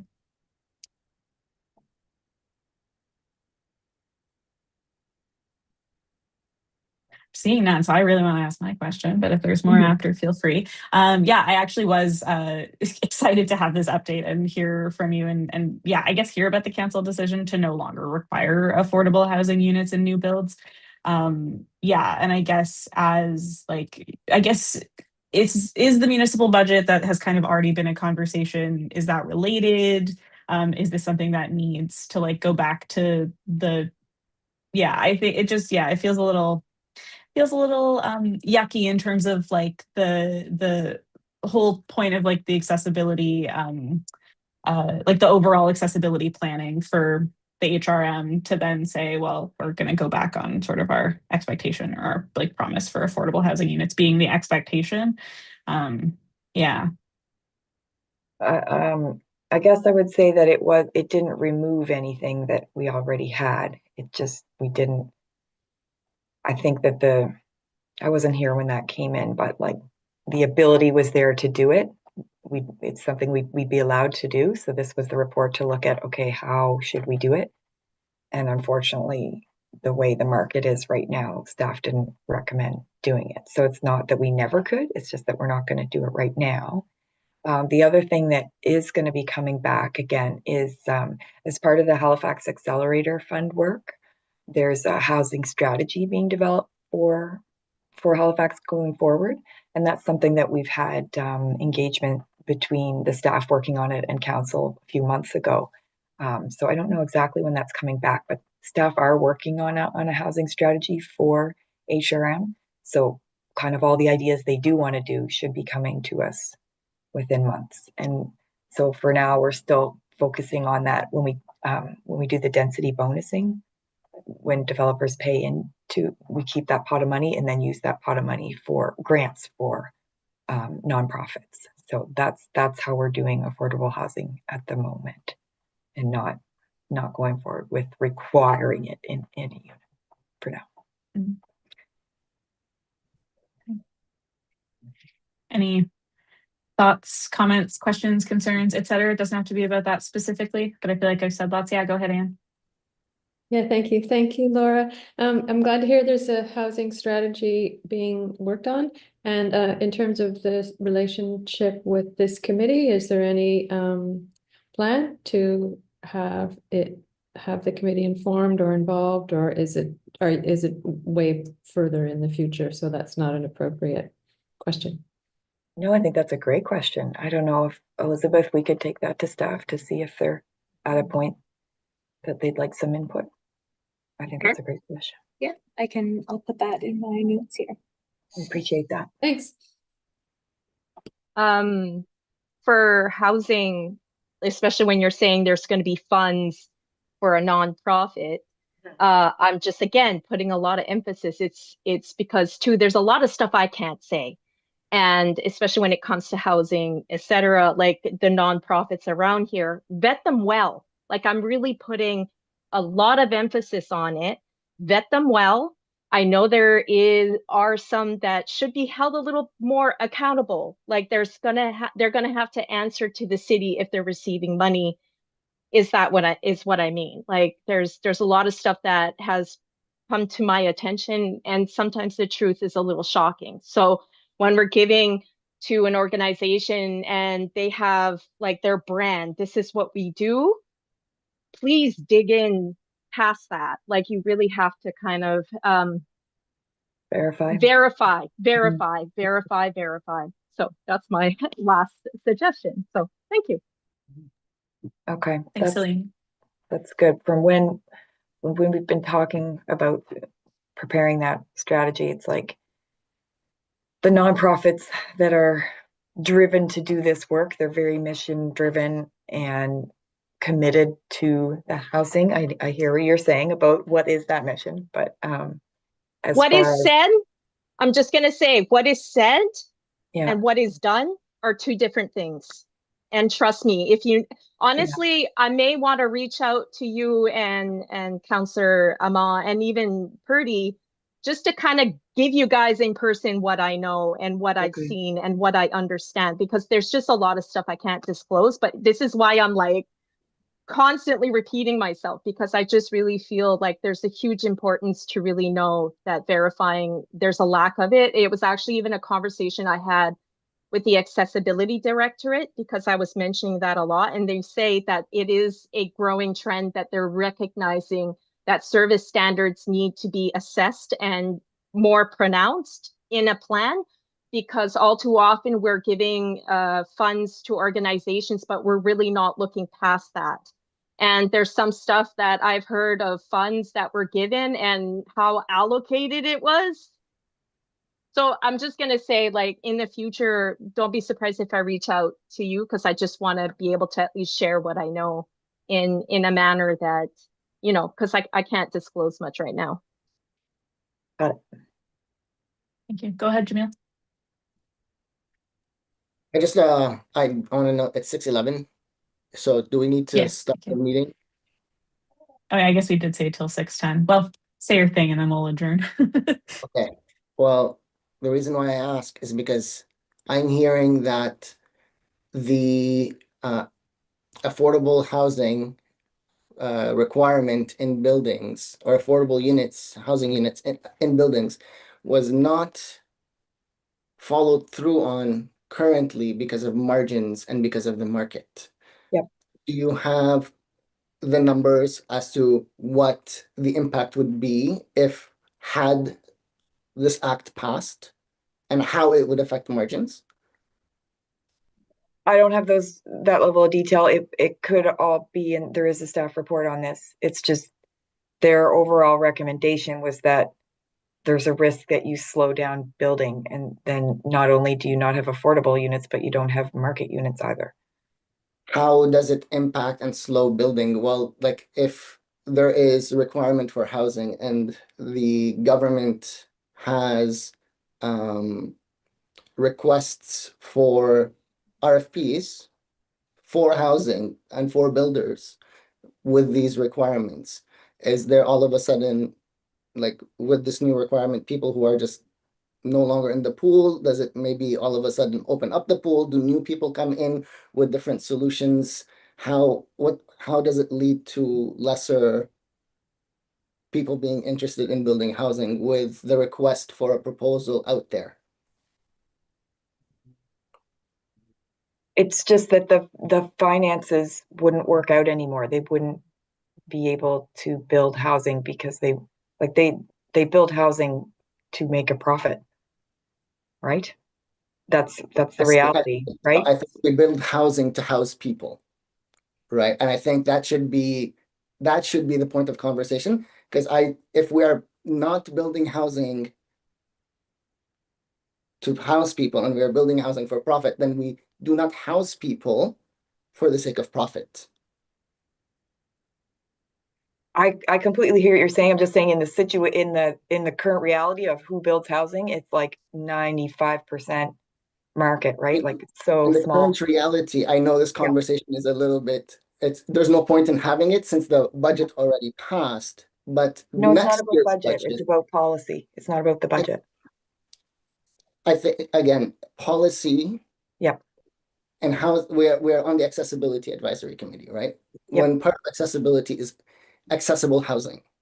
So when I hear that housing is not being supported for the sake of profits, then I am not hearing housing being accessible. That's my point, right? I don't agree that that should have been shot down for the sake of margins and profits. Then the conversation that we are having here as an accessibility advisory committee truly holds no weight. I appreciate what you're saying. I totally do. I'm just saying with the advice that we got from staff doing the work, it was a risk to not having housing built, and then we'd have even less housing. That was the risk at this time. Can we get access to this report? Absolutely. It's completely public and we can get it emailed out to everybody. Yeah. Thank you. I can send the report, and I can also a video of the discussion that was had at council. So everyone, I can send that out after this meeting so everyone can watch and review that and stuff. Thank you. Great. Thanks, everyone. Thank you, Councillor White. And before we adjourn, I just want to say thank you to all the committee members who are not going to be committee members next month anymore. And if I recall correctly, it's Celine and Glenn and Oliver who is not here right now. But if I missed one, Anne, go ahead. Yeah. Or Anne, maybe. You're not going to be it. Oops. You were muted. Oh, geez, late in the day. Sorry, I know. clicked the wrong button. I did not mean to raise my hand. I was trying the clapping thing that goes. Oh, Say thank you with a clapping icon too. got it. Thank you. Cool. Yeah, well, I agree. Thank you with the clapping icon to Glenn and Celine and Oliver, who's not here, but if he happens to watch the recording, then he will see it. Yeah, and I will see the rest of you next month on May 25th, 2026, same time, same place in theory. And now I just need a mover to adjourn. I can do that. Great, thank you, Glenn. Your final move as a committee member. Great, thank you, everyone. The meeting has been adjourned, and yeah, thanks to those of you who are not on the committee anymore, and thank you. I'll See you at the town hall. Yeah, see you at the town hall. Great. Thanks. Okay. Take care, everybody. Bye, everyone. Cool. Usually I stick around for a couple